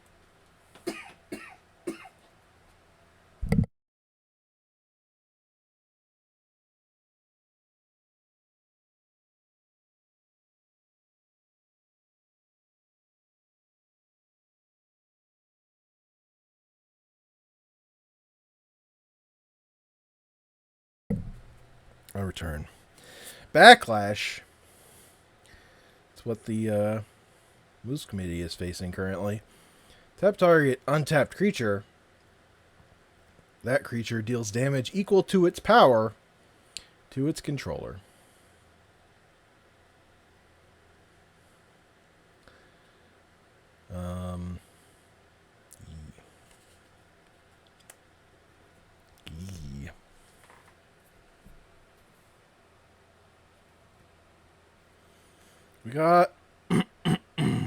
We got a Planeswalker. It's Sorin, Solemn Visitor. 4 mana, 4 loyalty Planeswalker. +1. Until your next turn, creatures you control get +1 attack and lifelink. -2. Put a 2/2 black vampire creature token with flying onto the battlefield. And -6. You get an emblem with, at the beginning of each opponent's upkeep, that player sacrifices a creature. I think this is on Arena. Nobody plays it. It's like pretty borderline. I think it's just slightly worse than there's a 4 mana mono black Sorin that lets you, it's +1, lets you like draw cards. You have to, and you lose life. And it makes 2/3 vampire creatures with flying and lifelink, I think. So you're just always going to play that over this.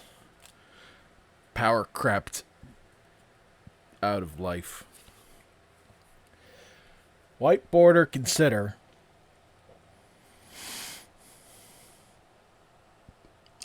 It's a 1-mana cantrip. It puts a card in your graveyard. That's nice. That's fuel for your dig through time, your treasure cruise. I've kind of been cutting this for my gladiator decks, though.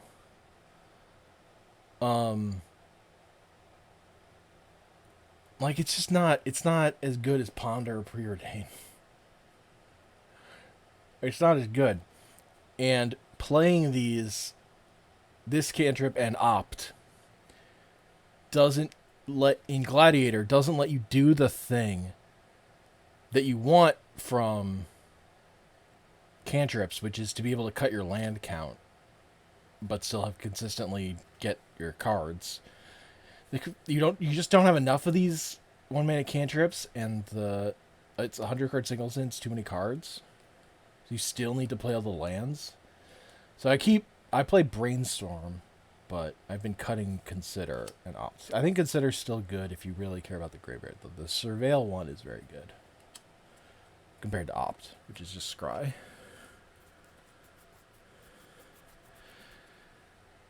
See, they haven't done white border in like 20 years. So I kind of love it for this like one joke release, which is where they're doing it. Yes, it is gross. It's especially gross on planeswalkers and legendary creatures in this release. They look really fucked up. But that's kind of what I love about it. The future of Magic is not letting people do things from their graveyard. It's Grafdigger's Cage. Creature cards in graveyards and libraries can't enter the battlefield. Players can't cast spells from graveyards or libraries. The future does not have graveyards. This is Grafdigger's Cage with the future sight border. Now we have our playtest card, A Girl and Her Dogs. 5 mana, 3/3 human. 5 mana white, 4 and a white. When a girl and her dogs enters the battlefield, and at the beginning of your upkeep, create a 1/1 white legendary dog creature token and name it. Oh, that's sick. When a girl and her dogs attack, it gets +1/+1 until end of turn for each legendary creature you control. Oh, it's all legendary creatures you control. But this girl is not legendary. This is just some fucking human.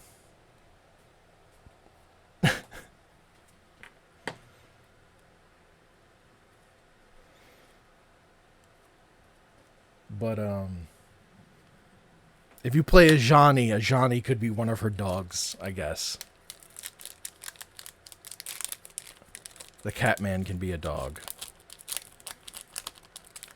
for her to walk.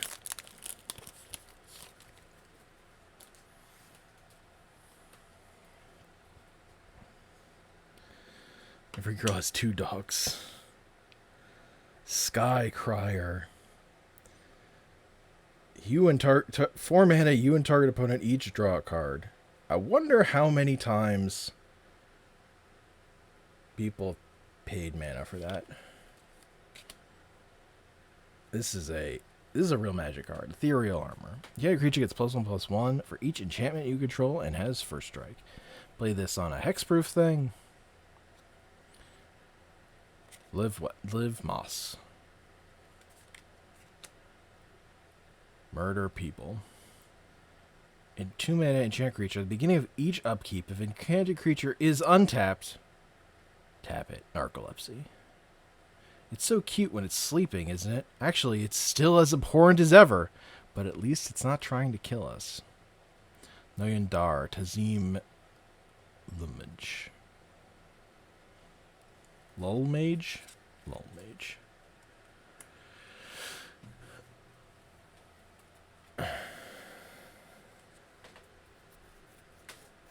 Well, I think you would, like, the idea would be you wouldn't even be, I think you mean the era of, fucking, what's the new red card? The fucking pinhead creature that whenever you draw a card, not just your second card, whenever you draw any card, you take a damage. Let's just enjoy good Magic with a Dream Thrush. It's a 2-mana 1/1 flyer that turns a land into a basic land type of your choice.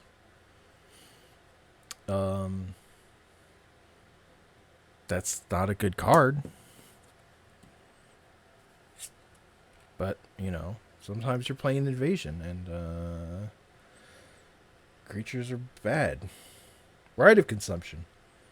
As additional cost, sack a creature. Deals damage equal to the sacrificed creature's power to target player. You gain 1 life equal to the damage dealt this way. This is just a fling. But it's sorcery speed. Fling is an instant. Orzhov Enforcer. 2-mana 1/2 Death Touch with Afterlife 1. This was playable in, Aristocrats at some point. It is outmoded. No one plays this anymore. Not a card anyone's going to play. You can trade up.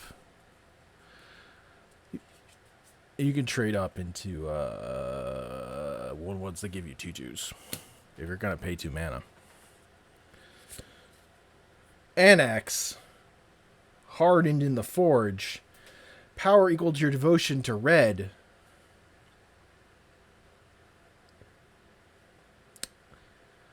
There's an argument that you might want this. I think you're just not playing this in mono red anymore, but in its day, this was a mono red staple. This did things. You'd put an Embercleave on him.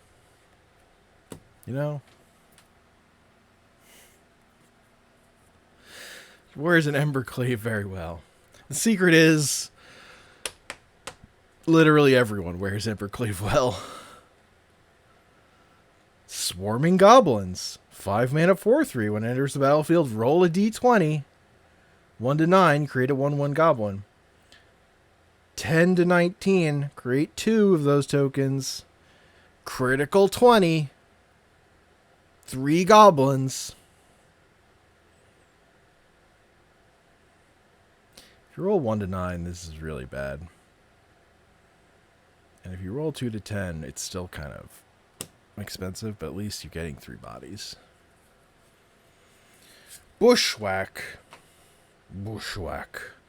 Search your library for basic land. Or target creature you control fights target creature you don't control. So there was a while I was looking at this in Gladiator decks.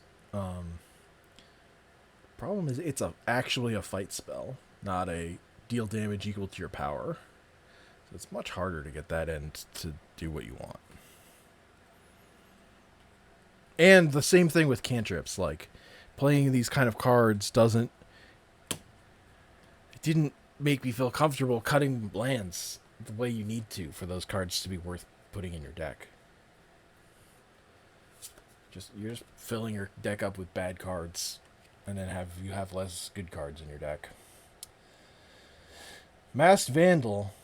Changeling enters the battlefield. You may exile a creature card from your graveyard. If you do, exile target artifact or enchantment an opponent controls. So I think I've had this in the bear deck at some point.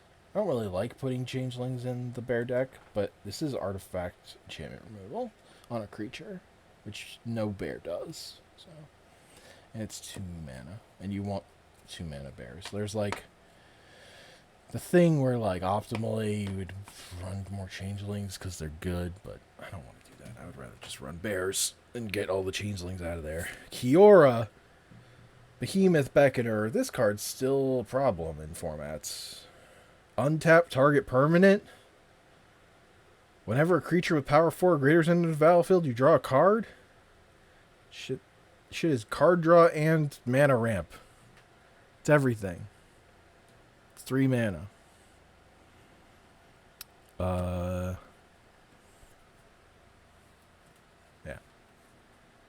There are lands that produce. There is Lotus Fields, yes. Shu Yun, the Silent Tempest. Should I not say anything else? It's a 2 mana 3/2 prowess. You can cast whenever you cast a non-creature spell. You may pay red-white 2 red-white hybrid. If you do, target creature gains double strike until it's turn. Prowess double strike. This is out. This is outmoded. This is outmoded. I don't know why you would play that card. Because you like it. Unless you just like this card. Rite of Flame. 1 mana, add 2 mana. Then add 1 mana for each card named Rite of Flame in each graveyard. Fortunately, this is unplayable. I mean, I guess it's 2 mana for 1 mana. But, this is pretty unplayable in singleton formats. This is a card for 4 ofs. And even then, I don't know where this ever saw play. Whiteboarder, though. I feel like it had to have seen play. Like, there had to be some Fireball deck that was like, yeah, Rite of Flame, this is my ticket. This is my extra Black Lotus in my 4 Black Lotus deck. Or whatever. Alright, you ready to see the future of Magic? Again? This is where Magic's going. We're all headed for the Doomsday. Search your library and graveyard for 5 cards. You don't need other cards. There are only 5 good ones. We've whittled it down. Put the chosen cards on top of your library in any order. Heart of the cards. You just have it. You lose half your life rounded up. Yeah, that's a classic combo kill card. Very good. In Vintage. Sometimes unplayable in Vintage are just not good enough or whatever, and sometimes sometimes one of the best things you could be doing. Gush is a card that really makes that card Doomsday sing, though. Cleaver Blow. 1 and a black for an instant with multi-cleave. Tap 1. You may pay an additional 1 any number of times as you cast the spell. For each time you do, choose a paired set of squared brackets and remove the words in between. I forgot how cleave worked. Cleave is you pay a mana cost and you remove the bracket cards. So this is multi-cleave, so it has multiple bracketed bits, like non-black, or with mana value 3 or less, or an opponent controls. And its controller, and its controller each draw a card and lose 2 life. Create a tapped 1/1 white spirit token creature with flying. Removing the tapped is like the least. I guess you need a blocker.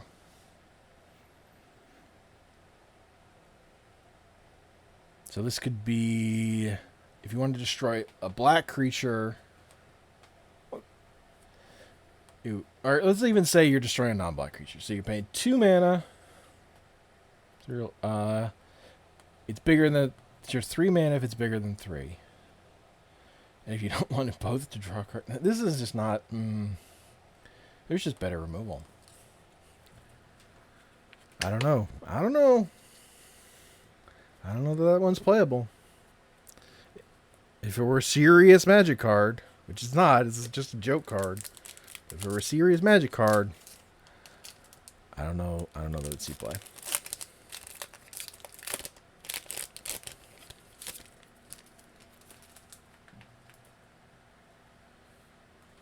Oh, we have so many packs left. Orzhov Advocate.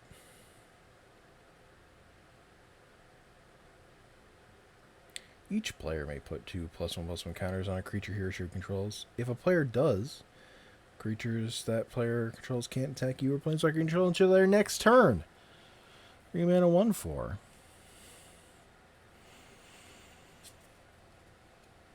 If you're just in the business of giving your opponent stuff in Commander. Enters the battlefield. Target opponent skips his or her next combat phase.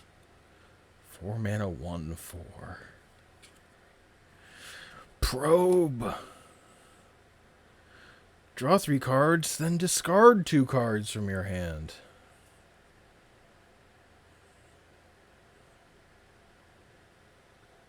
Yes, I'm aware of what the joke was. I get it. I just didn't laugh. If you pay the kicker cost of 1 and a black, target player discards 2 cards from his or her hand. The swing. You go up 3, down 2. They just go down 2 for 5 mana. Yee. The Seaver Exarch. 1/4, 3 mana flash. Enters the battlefield. Untap target permanent or tap target permanent. I feel like this is this goes in a breeding pool combo deckers. Enters. Oh hell yeah! Now we're magicking. Now we're playing Magic. Bubbling Muck. It's High Tide, but in black. Until end of turn, whenever a player taps a swamp for mana, whenever a player, anyone, taps a swamp for mana, it produces an additional black. You play this with Urborg. Literally everybody gets bonus mana on your turn. They love it. Good time was had by all. Severed Strands. This card was bad. I remember this card was bad even in this limited format. You don't play this. Sacking a creature and 2 mana. What are you doing? What are you doing? Dead and Gone. Dead is 1 mana, 2 damage to target creature. Gone is 3 mana, return target creature you don't control to its owner's hand. In red? I mean, this is like Plane Shift. 3 mana, return target creature you don't control to its owner's hand in red. In mono red. That's a color pie stretch, all right. So these cards, you cast 1/2 when you cast it. You can't cast both. You just choose one of them. That's fucking crazy. That is not an ability red gets very often. Fucking bounce. I guess it's kind of reddish because it's like, impulsive or whatever. Like, you're gone. Maybe we come back. I don't know. I guess. It's like that's real. Oof. Volcanic Eruption. 4 mana. 1 red. Deals 4 damage divided as you choose among any number of target players, creatures or players, and has Madness for 1 red. Basically, Fury. 3 mana and 0 mana. That's like the same, right? That's comparable. 3 mana and no mana. You don't even have to exile a whole other card for this one. You just have to have a discard source, which could give you value. So really, it's better than Fury. I mean, it doesn't have a body. And it's not actually free. So it's like a million times worse. But, if you stare at it cross-eyed. Wall of Roots. Defender. Put a -1 counter on Wall of Roots. Add 1 mana. This just this is not my Wall of Roots. This art. I know they go for the most like obscure printing or whatever, but like I really would have preferred a more classic Wall of Roots art. Personally, than this fucking random commander set. I don't know. Not as cool.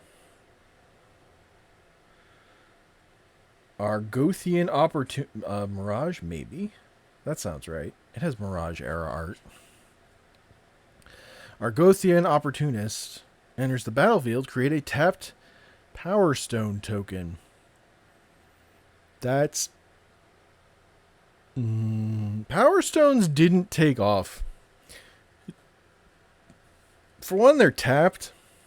For another, they're not treasure. It just didn't happen for Power Stones.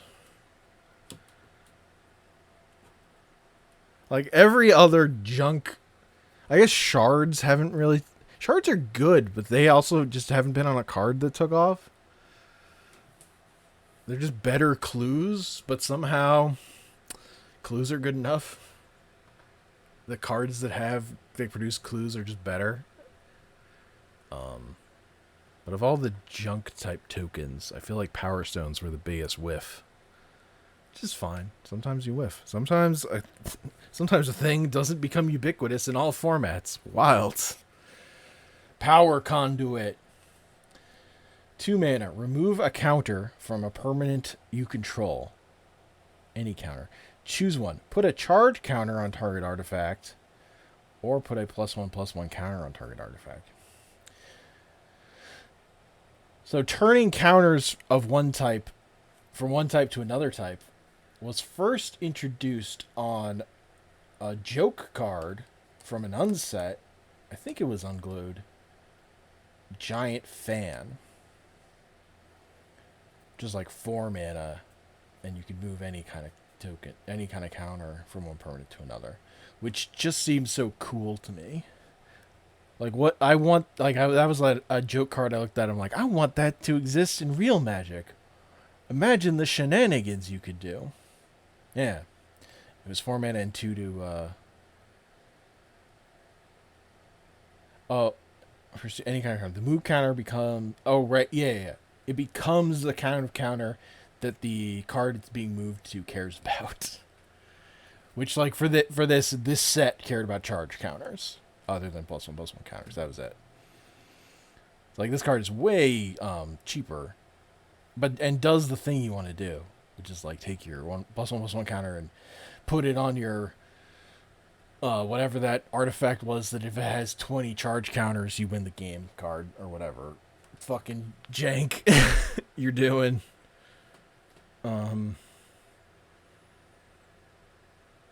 Realistically, the better move is probably turning the charge counters into +1/+1 counters and murdering your opponent instead of fiddling around not killing your opponent. If I'm being real. But fiddling around was the appeal. That's where the fun is. Hushbringer. I love this card because it says no more fun for you. No more ETBs. Get that shit out of here. Shh. Ogre's Bowmaster. No. You don't get to kill me. If I draw another card. Sure. Baleful Strix. Now that's a card that gets punished by fucking Orcish Bowmaster, let me tell you.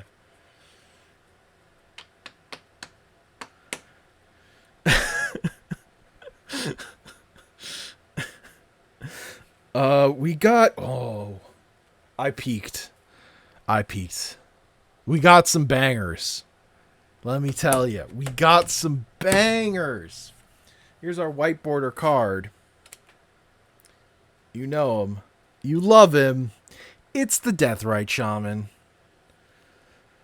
It's the creature that's has a million abilities and is a mana dork. The honorary one mana planeswalker before it really seems like they're just gonna print a one mana planeswalker. I kind of have like Tameo. That's a one mana planeswalker. Yeah, but Deathrite's just great. I love remembering. I love playing a black deck and remembering. Oh right, I get a mana dork. I can just play black. I can just play Deathrite in my black deck that doesn't have green. That's great. And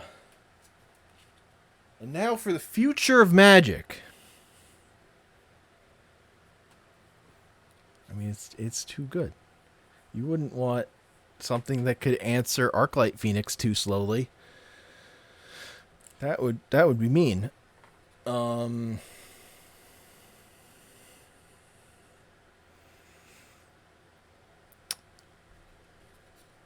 future of Magic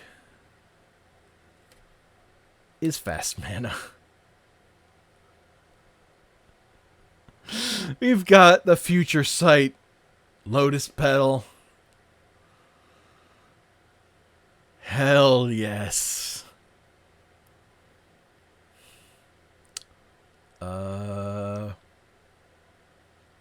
That's sick. I have a lot of Lotus Petals because Tempest was like my first set. So, and Lotus Petal was a common. So, but the future format on this, it's very cool. It's just one mana and an artifact to power. I guess they did, in their defense, they printed Tolarian Academy into a world where Lotus Petal already existed. Shrug. And now let's talk about Fludge, the Gunk Guardian. It's 3, a black and a green. Oh, I'm sure. For a legendary creature, Slug Ooze.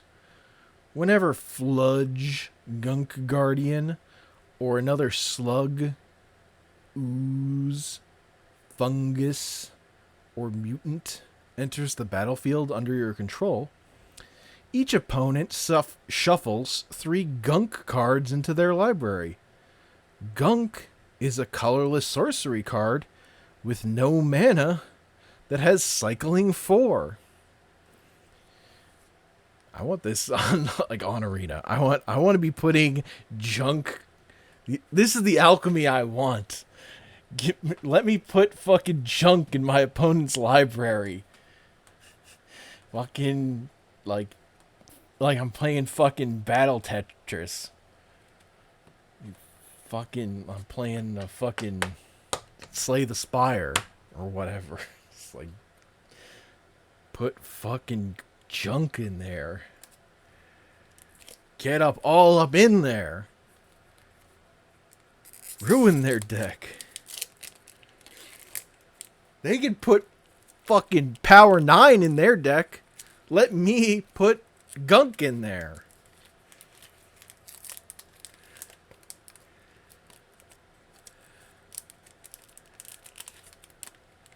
You know, that's only fair, I think.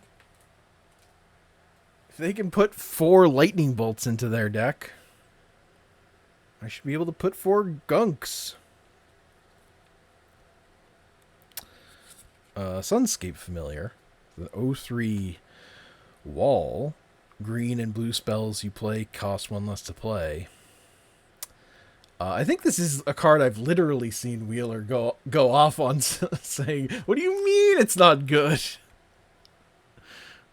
I don't think I would. There were some of these of this cycle that I really liked. I don't think this is one of them. This is not one of them. What do you need to reduce the mana cost of blue spells for? Counterspell is blue blue. It's already perfect.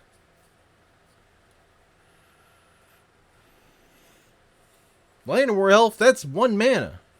What are we doing?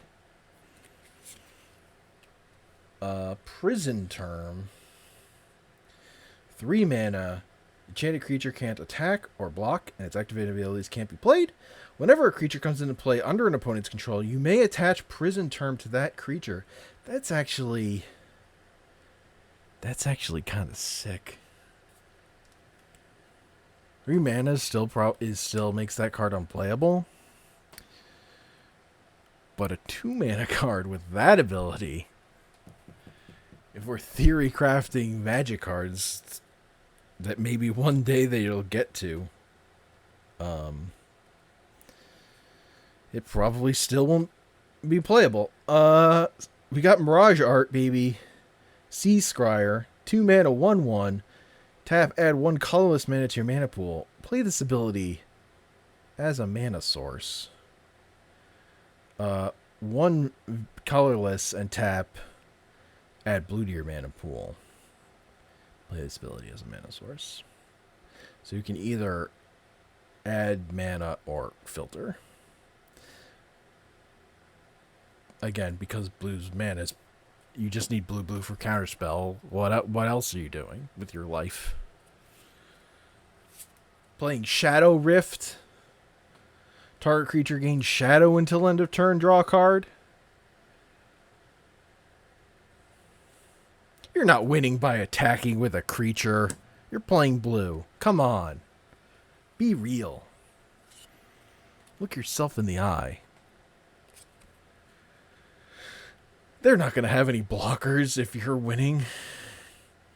Puppet Conjurer. 2 mana, 1/2, human wizard. Tap with a blue to put a 0/1 blue homunculus artifact creature token into play. At the beginning of your upkeep, sacrifice a homunculus. This is a lot of work for fucking nothing.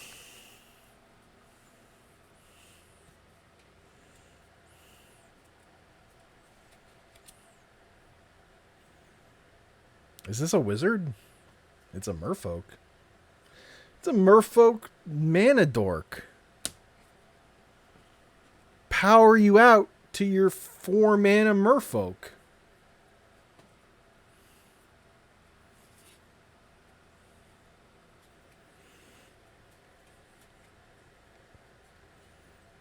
Screw up all your Aether Vial lines. Zombie Cutthroat. 5 mana, 3/4. Morph. Pay 5 life.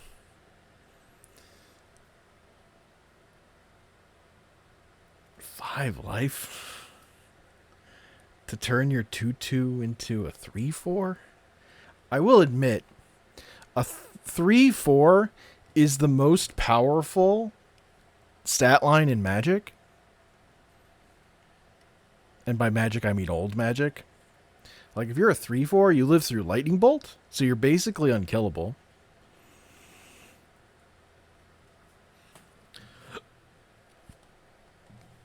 And you block all the 3/3s. And the 3/4s. That's the most powerful stat line. You're golden. But the true secret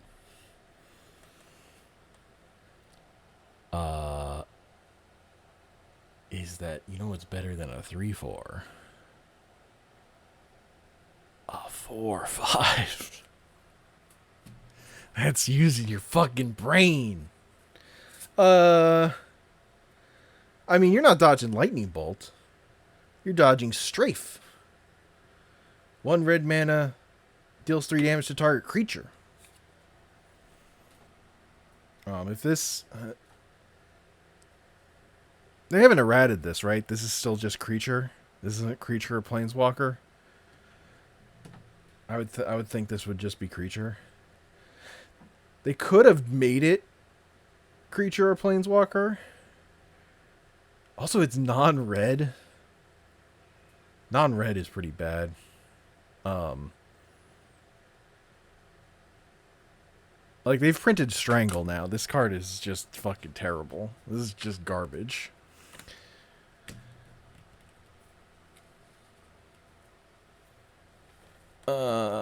Not to mention, Galvanic Discharge. Or Shove Aside, which is arena only. Which is just Strangle, but if you didn't go first, you can play it as an instant. Spell Shock. Whenever any player successfully casts a spell, Spell Shock deals 2 damage to him or her. Ooh. I wonder if I would play this. I don't think it's enough. But I am playing Maddening Hex. Oh, I know why you don't play this. You don't play this because this hits you when you play your spells.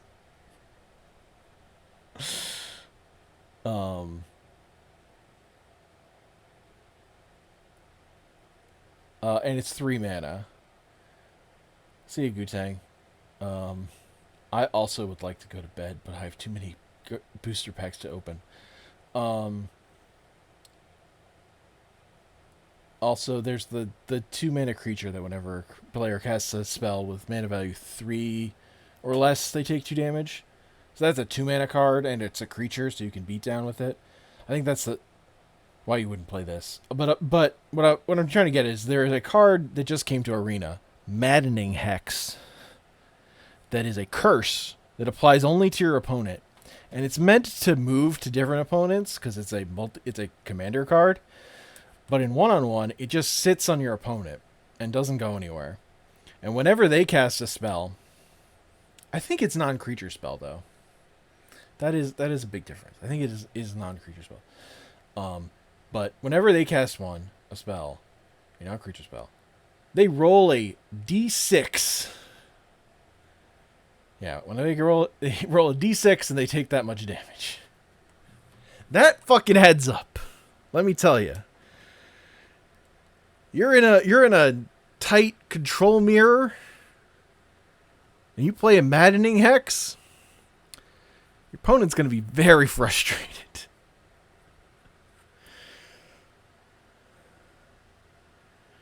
I was playing against like a Shrine deck player. They were all enchantments, and I really had no way to deal with their enchantments.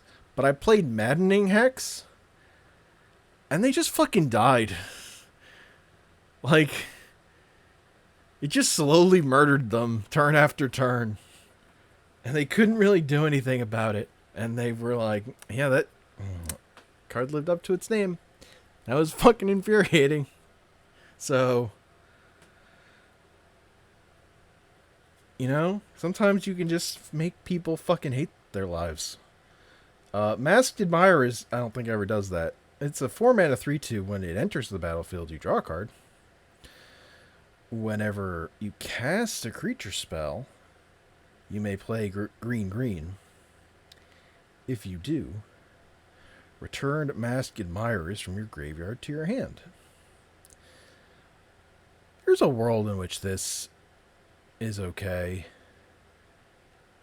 because you just have all the mana in the world and you just need card draw. But you'd need a sack outlet in green. I don't know. Just play creatures. But that's what I want them to do. Because if they're playing creatures, they're not playing counterspell.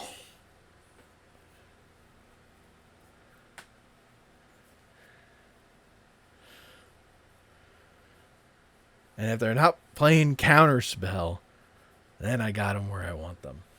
Also, I'm playing Blood Moon, so just like hitting them from all angles. The only problem is maybe I face a mono green player in round 2. That's a I'd have to make it to round 2, which would be great because I'm versing one of the best players in the format in round 1. So, Trollbred Guardian, 5 mana, 5/5, adapt 2. It's a troll frog warrior. Each creature you control with a +1/+1 counter on it has trample. Yeah, that's a limited. That's a limited card.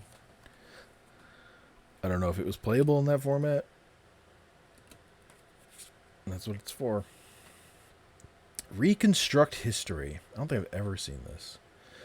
Return up to 1 target artifact card, up to 1 target enchantment, up to 1 target instant, up to 1 target sorcery, and up to 1 target planeswalker from your graveyard to your hand. Exile it? That's kind of fucking sick. What? What? It's 4 fucking mana. That's a lot for its sorcery.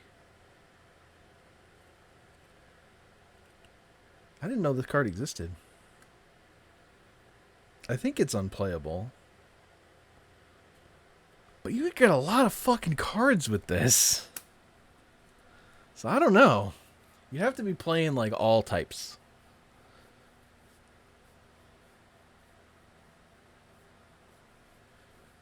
Yeah, like for 4 mana you can play Showdown. That 4 mana enchantment that you just like exile like 4 cards. And you can cast them like your next turn.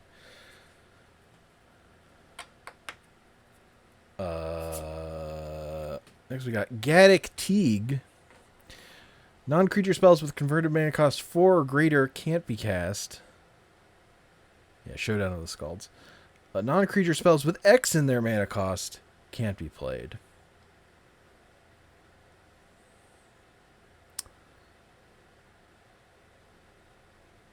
Yeah, you just make all the Timmy players, all the big sorcery players fucking hate you. But in a world where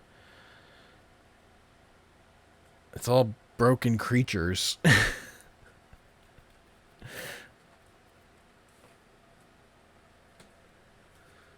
maybe Gaddock Teague is like has less of an impact. All right. We got a banger. We got a white border banger. It's Treasure Cruise. It's fixed Ancestral Recall. They fixed it. It's 8 mana. How can it be good? It says 8 in the right corner. It can't be good. Maybe there's some secret is playable, but it can't be good. Who would ever have 7 cards in their graveyard? You know, who would ever have enough cards in their graveyard that casting this is trivial, and then you get to draw 3 cards? Yeah, this card's fucking busted. Main reason, well, the reasons I'm like super on blue and Gladiator is you can play Treasure Cruise, Dig Through Time, Counterspell, and Mana Crypt. Or Mana Drain. Not Mana Crypt. Mana Drain. And Mana Drain is a fucked up Magic card, let me tell you.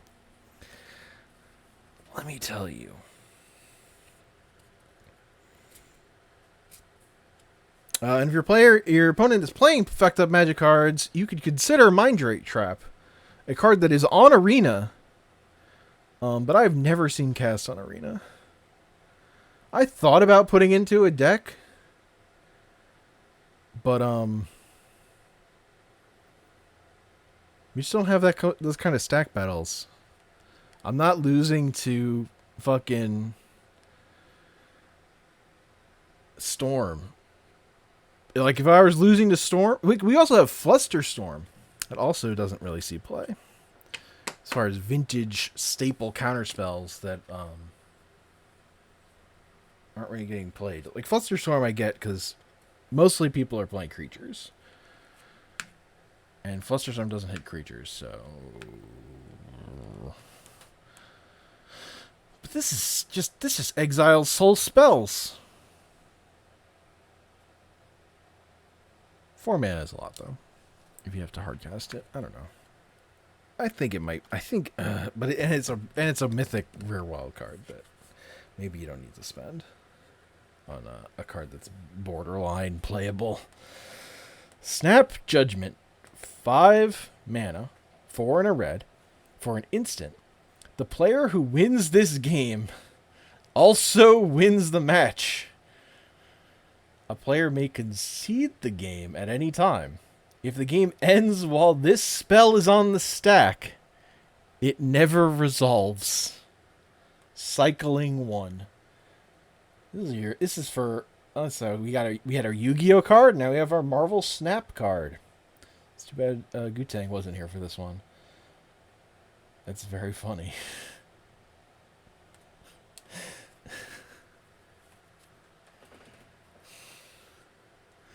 And it's cycling 1 in case, you're not... It's already game 3 or whatever.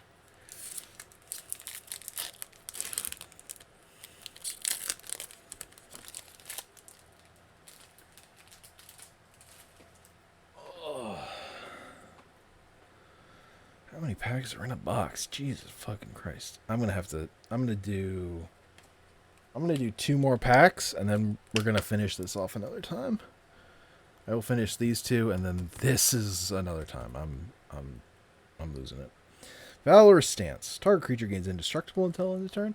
Target creature with toughness. Destroy target creature with toughness 4 or greater. These cards just are never quite good enough.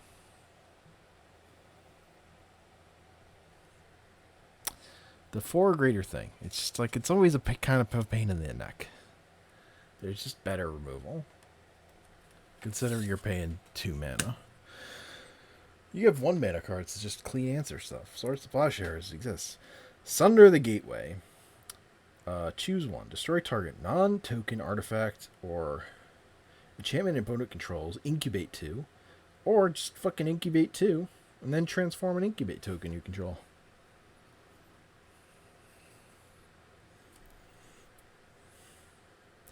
It's a sorcery, though. So it's not very exciting. Not a very exciting naturalize. Or disenchant. Jesus fucking Christ. Disenchant, not naturalize. Are you kidding me? Even though both those cards are over 20 years old. Startle. And both completely outmoded. Target creature gets -2 attack until end of turn. Create a 2/2 black zombie creature token with Decayed. Draw a card. This is probably okay in limited. This is like enough going on. You get to draw a card. Viral Drake.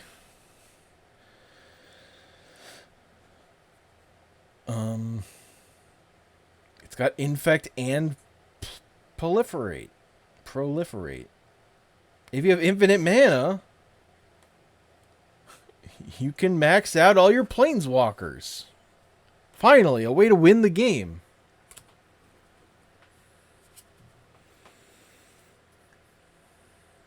Order of Midnight. Now this is a classic Magic card. Throne of Eldraine, just good, fair Magic being played in Throne of Eldraine, where you play a 2 mana adventure sorcery to return target creature from the graveyard to your hand, and then you get a 2/2 flying human knight that can't block. Value. Honest Magic. Swamp Cycling. 2 mana Swamp Cycling is great. Except then they printed 1 mana Swamp Cycling. So why would I ever want to pay for 2 mana Swamp Cycling again? 2 mana Swamp Cycling, that's like almost a cost. I'm talking 2 mana. 2 mana. I was playing Shepherd of the Herd in something recently. I don't remember what. But I was trying it in Gladiator. And like I did get somebody with it at some point. With Usher to Safety specifically. This 2 mana swamp cycling, that's a cost. 1 mana swamp cycling, that's free. That's free money. I don't have my land drop. I will pay 1 mana to make my land drop and find an untapped land. I will do that's free. That's just a free card in your deck. Lorien revealed. You put that card on a draw 3. Madness. Who thought that was okay? That's vintage playable, baby. One colorless? Find any island? Broken. 8 mana. Explosive Welcome. Never seen this cast. Deals 5 damage to any target and 3 damage to any other target, and you get 3 mana. 3 mana. That means this almost only costs 5 mana.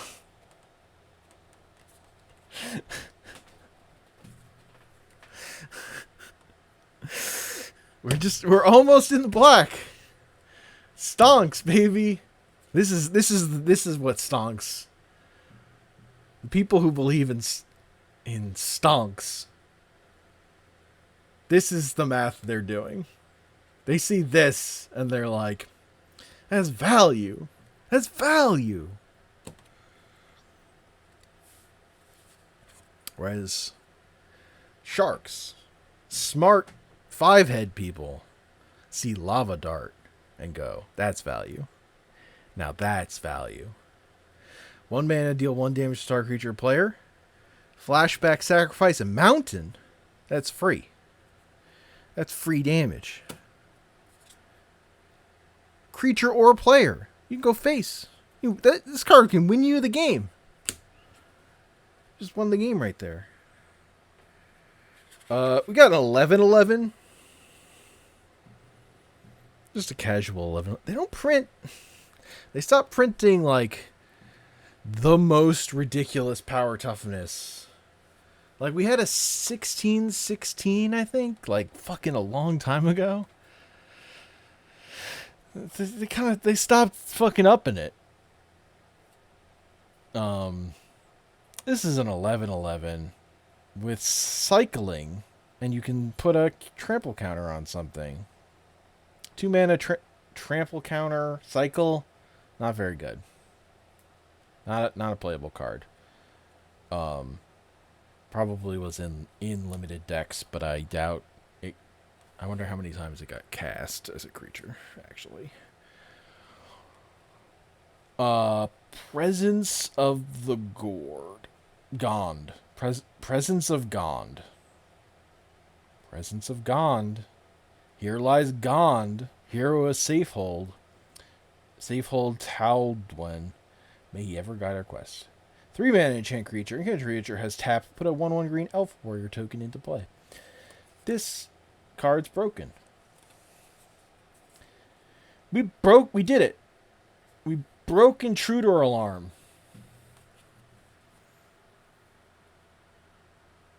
We did it.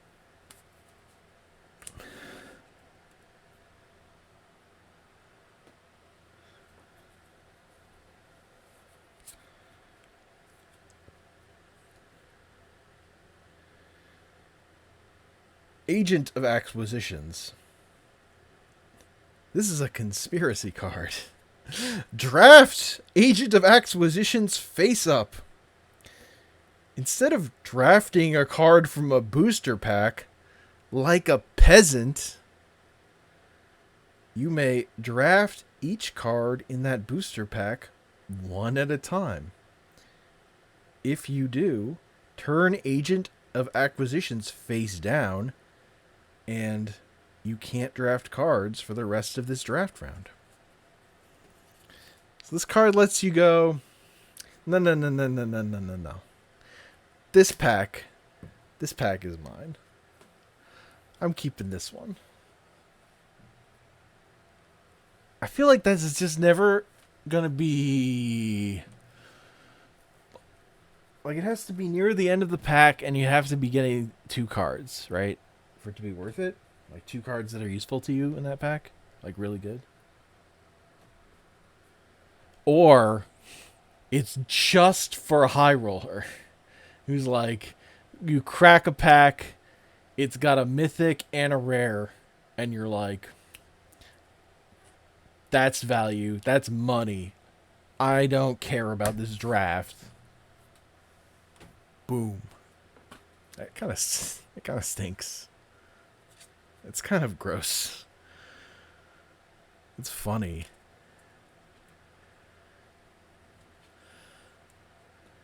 But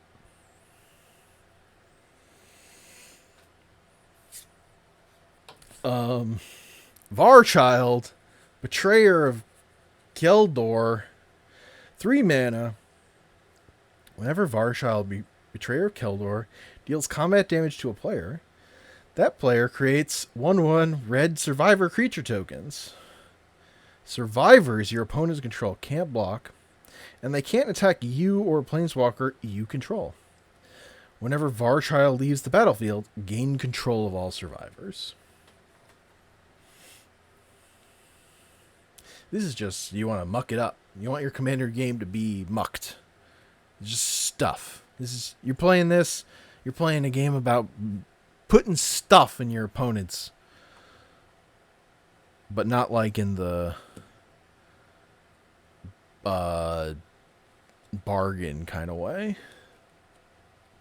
Not in the donate kind of way.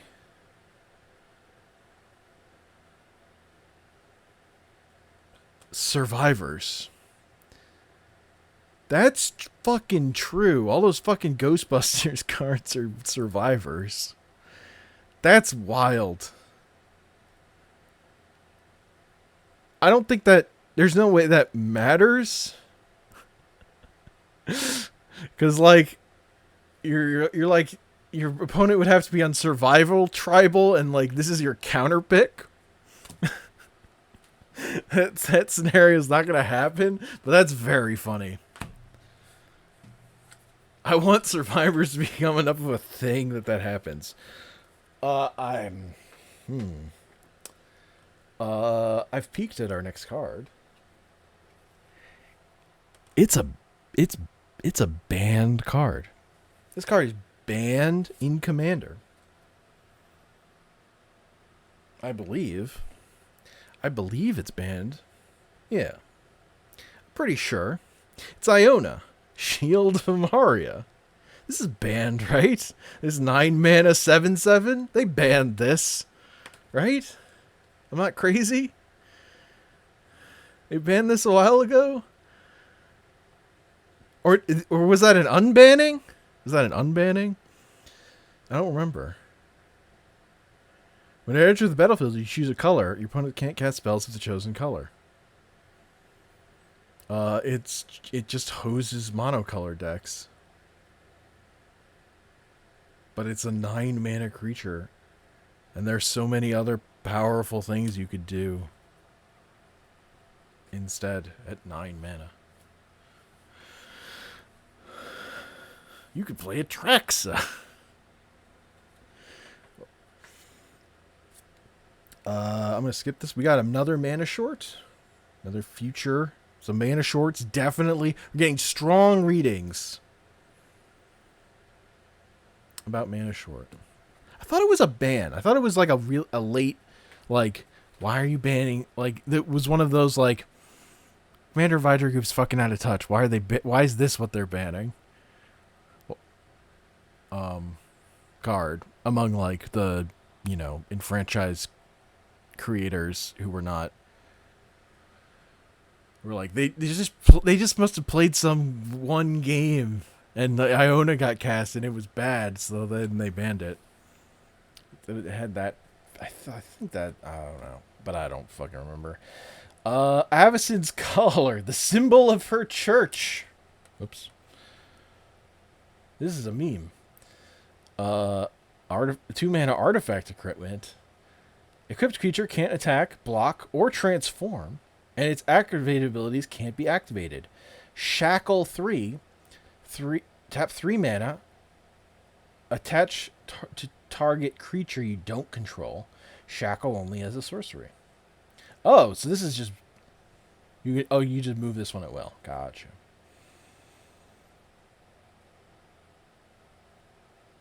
This isn't a real card? Can't this just be a real card that exists? We saw that 3 mana one that moved on death, or moved whenever a player moved for free whenever a player played a new thing. Why can't this just be a card? I mean, the name is a joke. The symbol of her church is like, that's a meme phrase. I don't really know why. When they took out Paradox Engine made sense.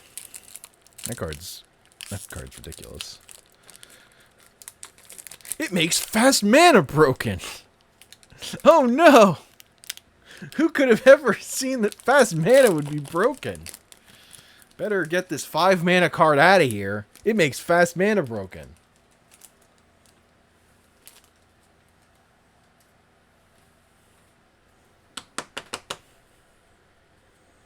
Crossbow Infantry. It's a 2 mana 1/1. You can tap it to deal 1 damage to target attacking or blocking creature. There's so many mask cards that do this. This attacking or blocking thing. It's like, to make combat math more interesting. It's just like, yeah, but you printed Telerate Academy. Let us block, dude. What are we doing? What happened to Magic?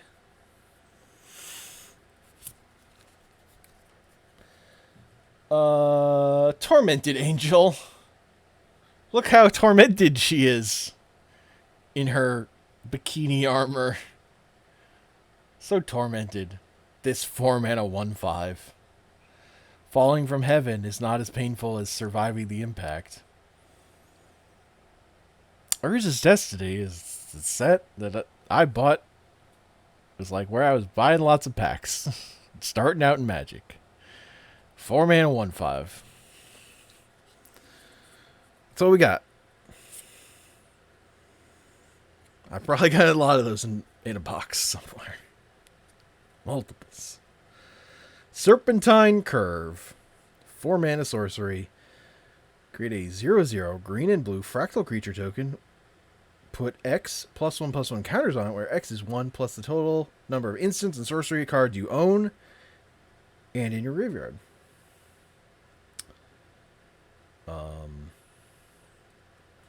What's that Drake? That 4 mana Drake that has flying, has power equal to this, and draws a card.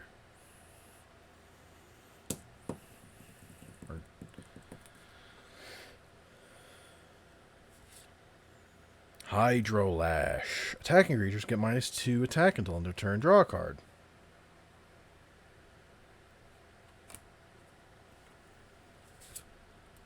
The original Swamp Cycler. He's got Regenerate.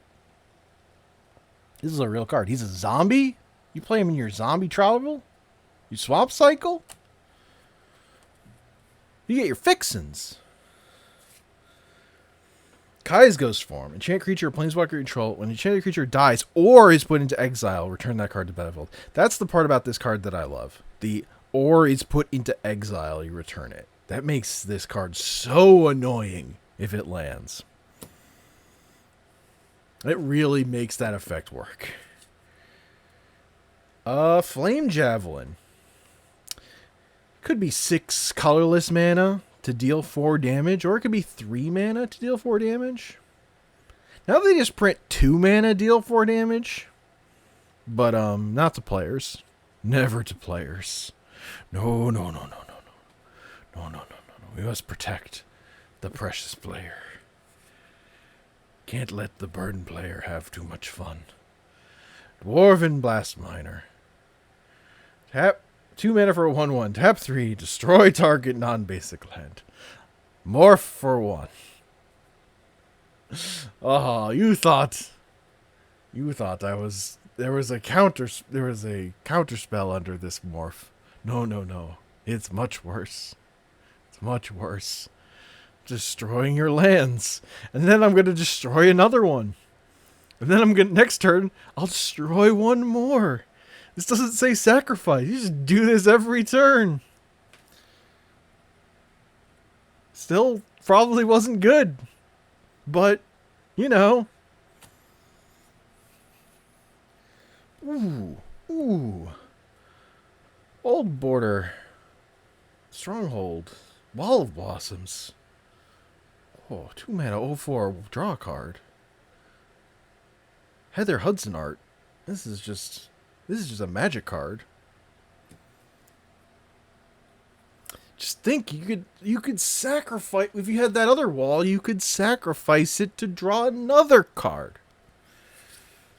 Your wall tribal deck is popping off, but drawing cards to maybe not draw a wall and be able to do something like attack.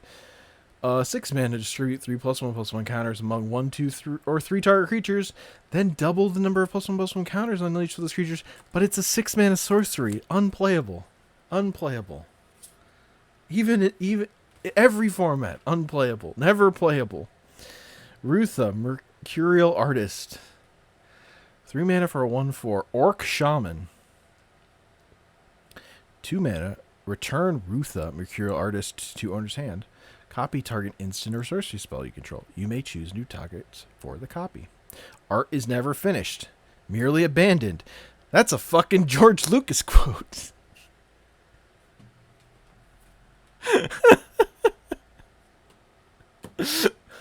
Fucking writing fucking pen. George Lucas.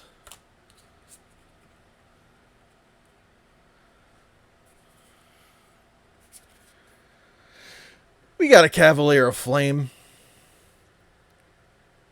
5 mana for a 6/5.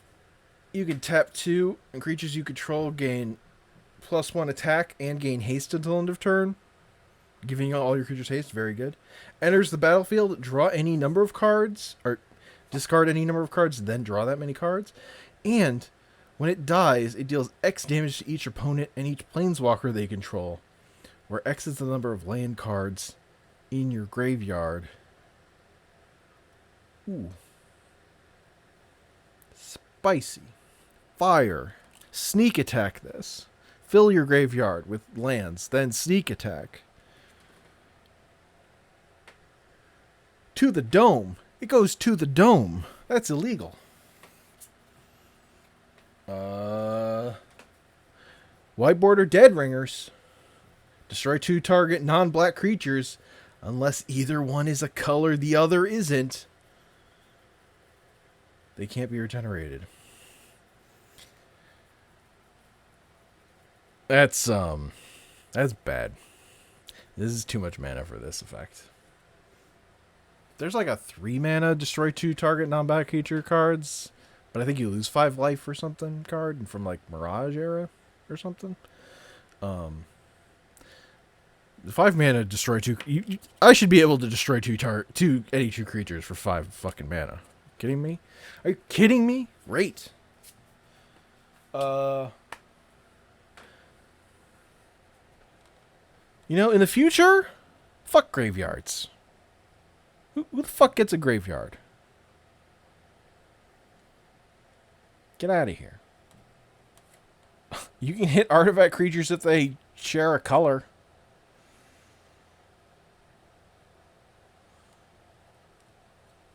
If they're both red artifacts. And now I was about to say we had another banned card, but I forgot this isn't the actual card. This is a playtest card. I was thinking of 3 mana Lutri that was auto banned in Commander.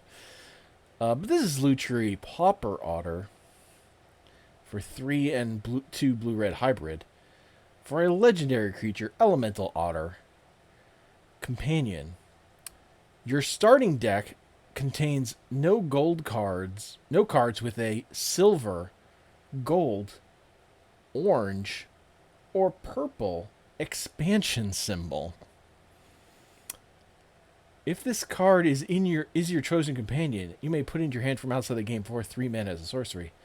When Lutri, Pauper, Otter enters the battlefield, discard your hand, then draw 3 cards. The joke is, well, there are 2 jokes. One, it's Pauper Otter, so you can only play commons. Although the way it's phrased, I guess if they were ever a common, then they're legal on Pauper, right? But I also like the inclusion of the purple rarity symbol, because one day there will be a higher mythic. There will be the mythicaler rarity that is purple. I don't think they've ever done that. But I could be wrong. There are a lot of Magic cards. Last pack for this stream, and then I'm fucking done. Going to bed.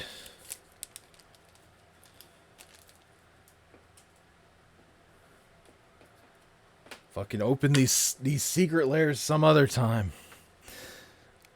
Sen's Enlistment. 2/1/1 Kithkin with Retrace. I mean, don't you just want to make 2 Kithkin every turn for the rest of the game? Inspiring Overseer. It's not Baleful Strix.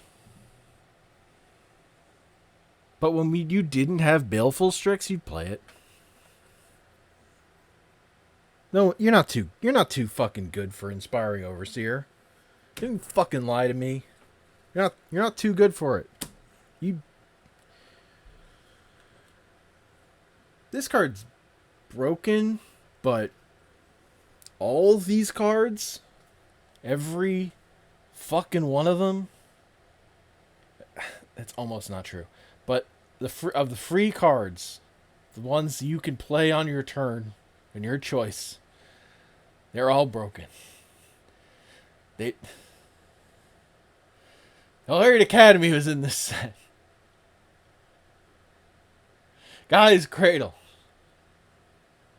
You just get to untap all your fucking lands when you cast this. But it's a 5 mana 2/3. How can it be good?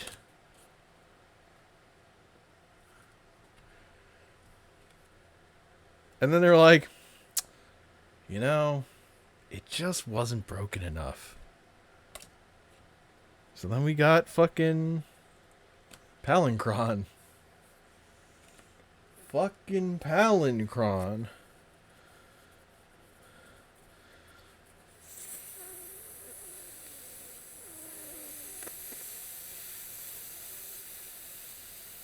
Fucking Palinchron.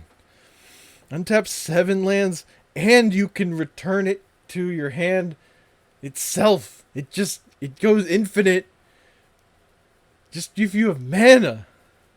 If you have lands that produce more than 1 mana, it's free. You just do it.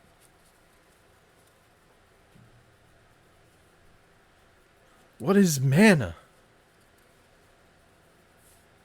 And that's not CEDH. We are lost. All of us lost. Ruin Crab. Whenever a land enters the battlefield under your control, each opponent mills 3 cards. The problem with Ruin Crab is it's only opponents. You can't mill yourself. Whereas the new crab, the Skull Crab, lets you mill yourself. Diabolic Tutor. When I was younger, I was like, this is like Demonic Tutor at home.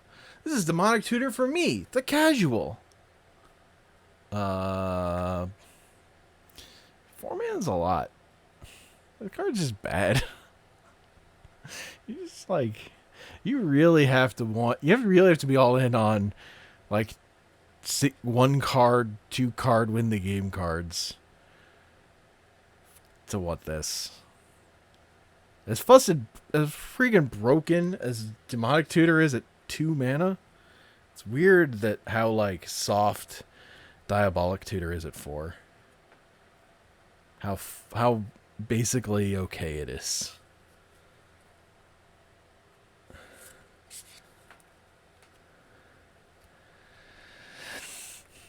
Look, I thought it was good too. And I'd been playing Magic for a long time when that came out.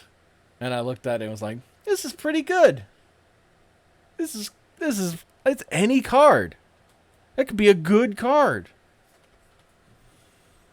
But a good card that costs 4 extra mana isn't really a good card anymore. You know? Whereas if Ancestral Recall costs 2 more mana, that's still good. 3 mana draw 3, that's still fine. Blade Wings Thrall. See, it can go the other way though, because you go Time Warp, 5 mana take another turn. That's still really fucking good. You had 3 mana to that card. Time Walk is 2 mana another turn. You add 3 mana to it, still good. You make it 6 mana, still good. You make it 7 mana, still good.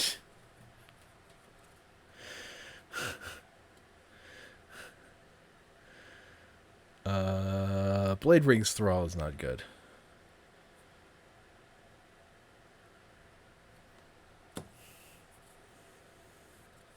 Young Red Dragon, 2 mana, create a treasure token. That's not a good rate for treasure tokens. Because treasure tokens, you get them fucking everywhere. So I'll replace my Dockside with Bathe in Gold. That's 2 mana, guaranteed to make a treasure. I'll never whiff.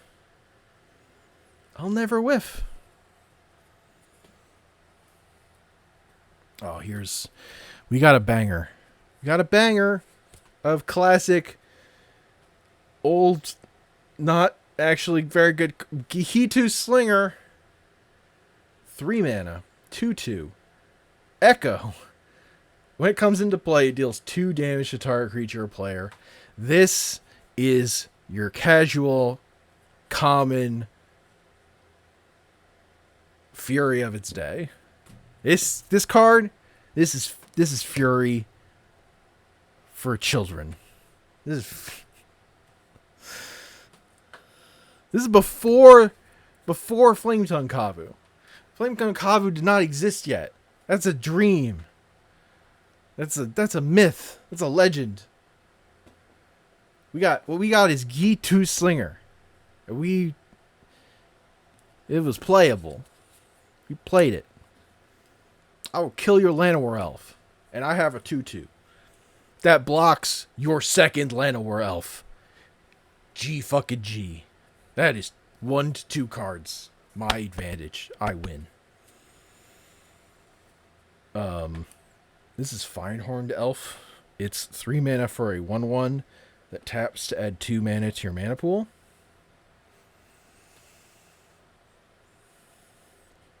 It's not very good. Priest of Titania exists. You're not. This is bad.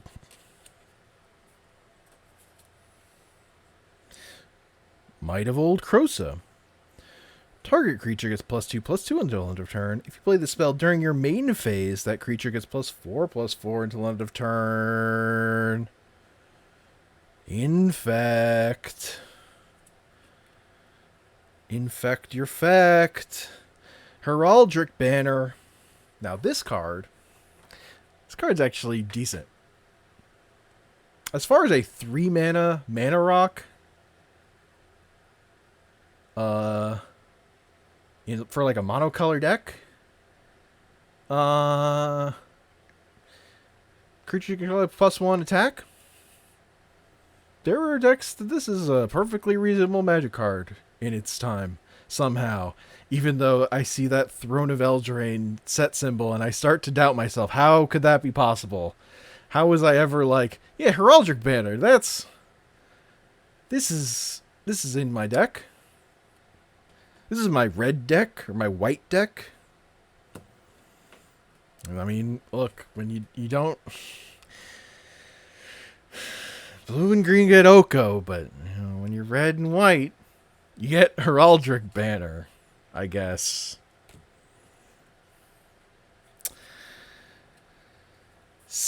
Speaking of Throne of Eldraine,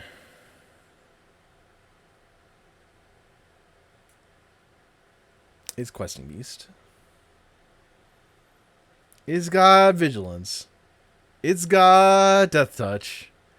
It's got Haste. It's got can't be blocked by creatures with power 2 or less. It's got combat damage that would be dealt by creatures you control this turn can't be prevented. So you can fucking kill them if they play the Runwing. It's like the most hilarious, like, Questing Beast somehow got more powerful. And whenever Questing Beast deals combat damage to opponent, it also deals that much damage to target Planeswalker that player controls.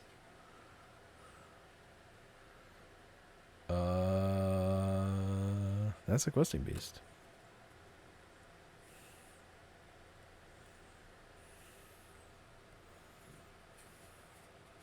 Okay, I know you said you want to fight, but I'm calling a temporary truce. 2 mana, 1 in a white sorcery. Each player may draw up to 2 cards. For each card less than 2 a player draws this way, that player gains 2 life.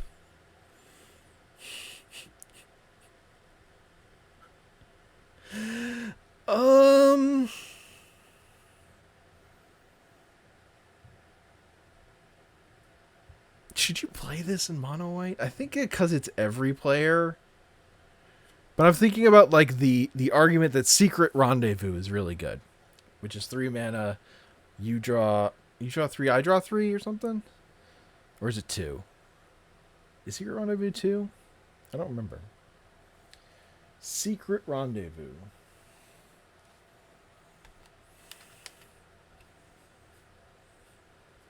I don't know where my mouse cursor is.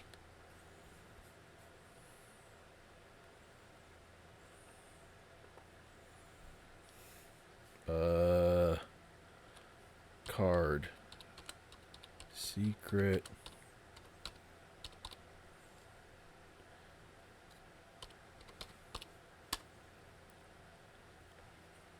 Yeah, it's 3 cards. But it's 3 mana. I think you don't want to play this. Because it's everyone. If you can pick one other picking one other player is so much better in, I think, for EDH. But that's interesting. If you're playing mono white and you're just like, give me all the fucking shitty ass mono white draw cards. There's probably enough good cards now that you'd never think about this. But I don't think I've ever looked at this card. The future of Magic the Gathering. You know? All this playing of fast mana, it's got me thinking. Mana? That's like cheating. We gotta answer this. I'm playing Ruination and destroying all non-basic lands. Good, clean, fair Magic. You fucking Euro player? Fuck you. Get out of here. Oh, I'm playing 3 Visits, Nature's Lore, and Farseek. I'm 2 mana putting a land into play, untapped. Fuck you. Fuck you getting your fucking duels into play. Fucking cheating asshole. God, we gotta even the playing field. Gotta bring these ramp players down a notch. Leave fucking land destruction. That'll make the games go on forever. Endless games. That is what casual magic is all about. Rin and Seri, inseparable. A hybrid red-green and hybrid green-white for a legendary creature dog-cat scientist. All cats you control are dogs in addition to their other types. All dogs you control are cats in addition to their other types. Cats and dogs you control have haste.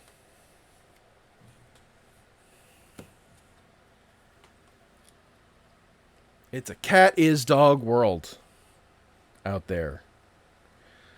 And we've got 1, 2, 3, 4, 5, 6, 7, 8, 9, 10, 11, 12 more booster packs that I will open some fucking other time. Jesus. Oh my god, that's taking forever. Streaming for 3 hours.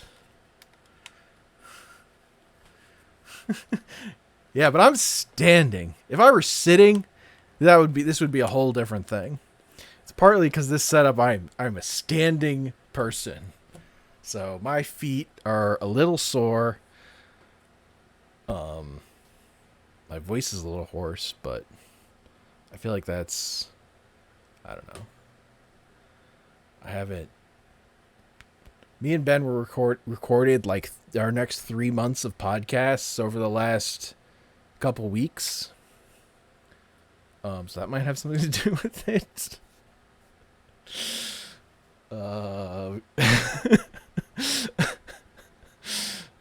Yeah, we have a 3 month backlog now.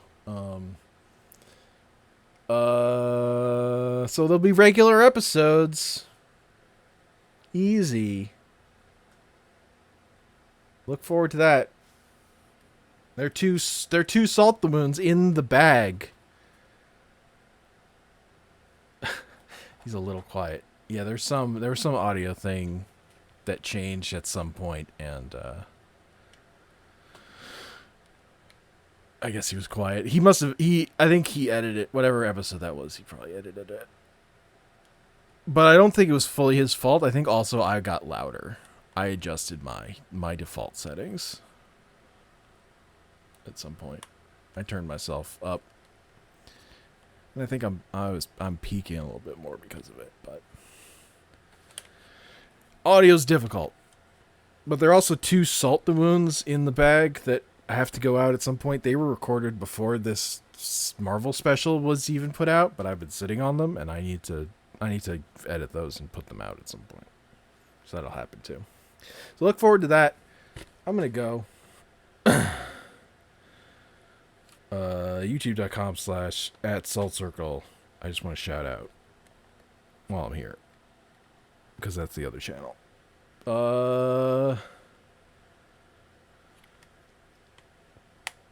Sure. This is a different mic than I podcast on. Also, this is I have a whole separate setup for this over here from my podcast setup.